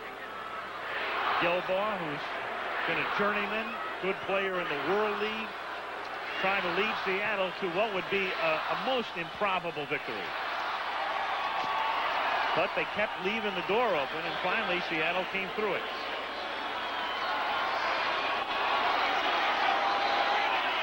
Now Seattle trying to take that door off the hinges. 2nd and 9. Gelbaugh throws. Kane makes the catch. That's the first down at the 42-yard line. Braxton with a coverage, and the Hawks have it at the Bronco 42. And what we have seen here in the last 10 minutes of play by Seattle is in marked contrast to what we saw earlier. And what that is one big difference. The Seattle receivers are holding on to the football. What we saw all game long by Seattle was one dropped pass after another. It was an epidemic, and now we have seen about 6 or 7 consecutive passes that have been caught. Caught in traffic, held on to after a good hit. 1st and 10 from the 42. Gelbaugh throws. He makes the catch at the 25. He takes it to the 16. They're in field goal range, and they've got a very good kicker in John Casey. Again, Seattle just exploiting that zone that the Denver Broncos have stayed in pretty much here in the 2nd half. It is a 32 or 33-yard field goal attempt, and they are sending the field goal unit out right now. Kane finding the hole in the zone. Remember on the drive that led to the previous score, it was Blades doing the same thing. This time it's Kane exploiting the zone. Now, not my favorite play, kicking on first down like this, but Fiesel snaps it. You don't see many offenses like this, though. Tootin holds Casey to kick it, and now they didn't work out. Dan Reeves is hostile on the sideline. Does Denver have 10 or 11 people on the field? 33-yard attempt. Fiesel snaps it. Tootin holds it. And Casey misses it. I never will be a big fan of kicking a field goal on first down.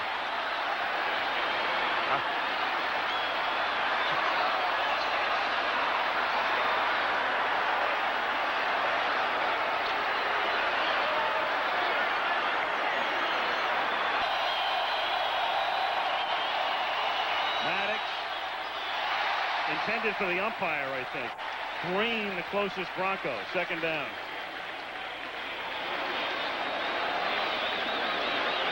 Go back to the reaction by Casey. There's Tootin putting it down. Casey missing it. That's where you look for that trap door.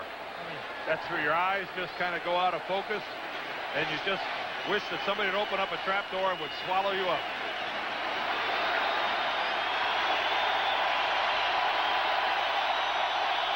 Second and 10 at the 20.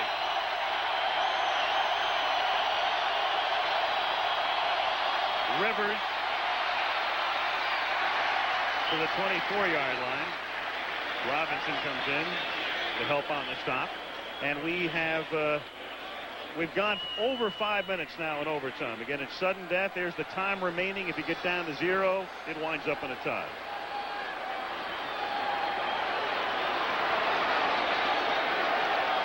Talk about dodging one. Well, at the end of regulation on third down and just about this distance, Dan Reeves settled for the sweep. Now he'll have to put it in the air to keep the drive alive. 3rd and 6 at the 24-yard line. Well, there's no Freeman. play. Russell Freeman moving, and Shannon Sharp as well. Take your pick, 68 or 84. Well, Freeman starts first, I think. Ball start before the snap. 84 offense. 5 yards, still 3rd down. Well, Russell Freeman actually starts first, and I think he causes. Watch Freeman, 68. See him start first, and then that kind of gets Sharp to go. The movement by Freeman, rocking back, that in and of itself is enough to be constituted as a false start. 3rd and 11 at the 19-yard line in overtime. The game tied 13-13.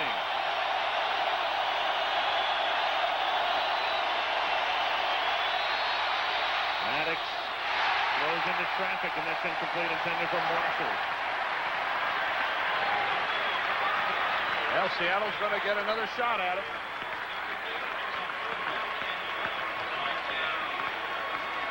Warren drops back to accept the punt. Up a little bit. 10th punt of the night for Rodriguez. And Warren's had 4 fair catches. And what a kick this is. Make it a handful now. Yep. It's fair caught at the 37-yard line.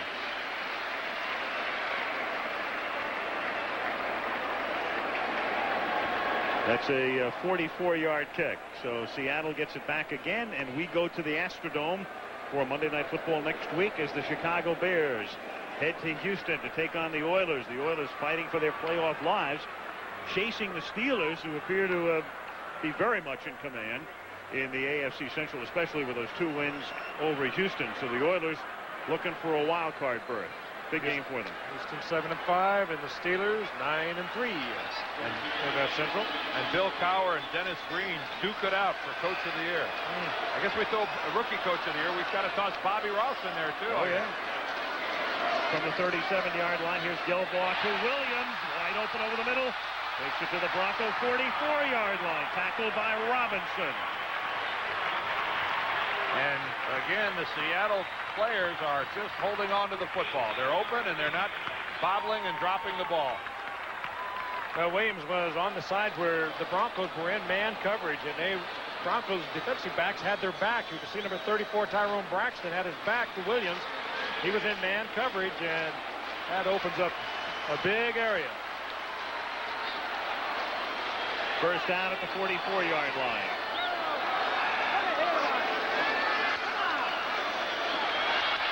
That's batted, and that's incomplete.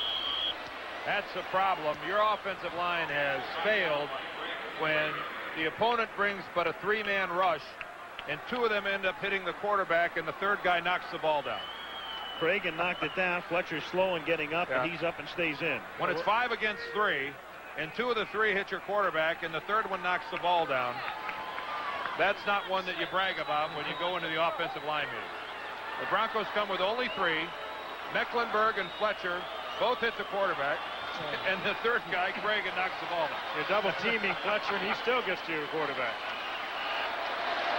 2nd and 10 at the 44.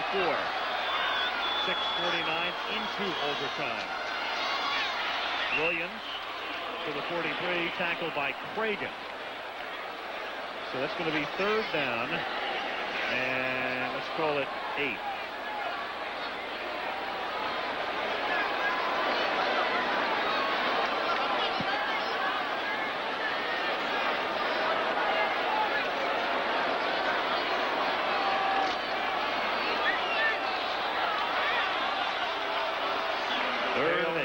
Tale of 2 cities.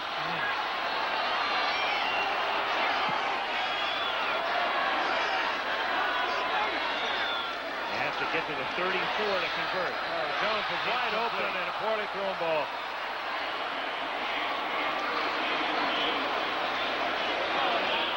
Jones found the open spot, but the pass was bad. And you're right, Frank. He was wide open. So almost within field goal range. Tootin comes in to kick. We are now more than halfway through the overtime period. 7:27 remaining. Tootin tonight, 8 punts. His opposite number, Rodriguez, 10 punts.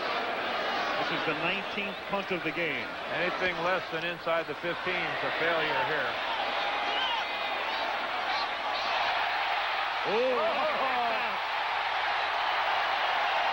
A fortunate bounce there. That's hard to stop a ball that lands on the 1. First and 10 from the 4. Maddox airs it out. All kinds of pushing going on.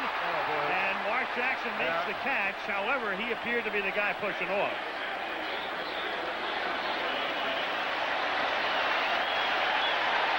This is where you tell yourself in the huddle, hands on your chest. First and 12 from the 2. Incomplete. And guess who? Tez. Yeah. The Tez.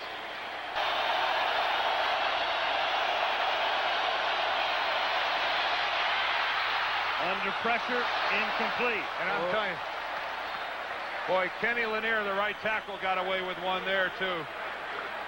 I thought we almost had a holding call. Third and 12 from the 2.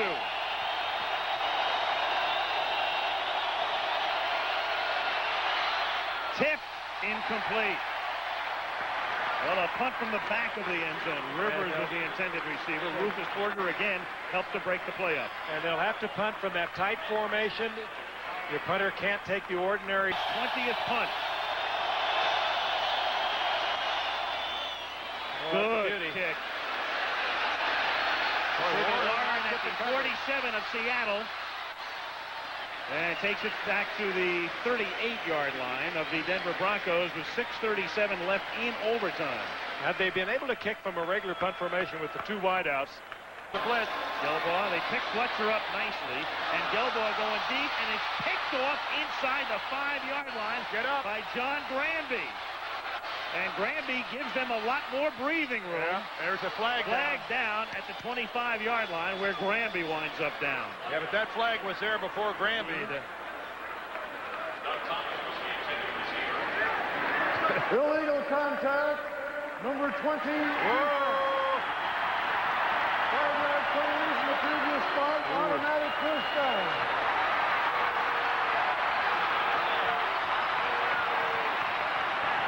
Boy, there's a no either. First down at the 33-yard line. Here's Warren. He's to the 30. We're going to go, Kenny Wolf's going to rack it up here, and we're going to see if we can see whom the penalty was against. Holton. Gelbaugh on 2nd and 6. To the 20-yard line goes Williams. So they're at the 20-yard line now. I wouldn't be so quick to kick this thing. Well, they probably won't be after the last team. Look at that, man. Throw it in the end zone. Draw play. That's it. Here's Warren. A yard. That's all. Michael Brooks, who's played a heck of a game for Denver tonight. I'd throw a play-action pass right here. Broncos would be well advised to tackle the ball now if they can. Oh, they will. The second guy there will be pulling it out. Smith tried to pull it out. 3-yard pickup for Warren. He takes it to the 16. Third down. Flag down. Casey to try to win it again.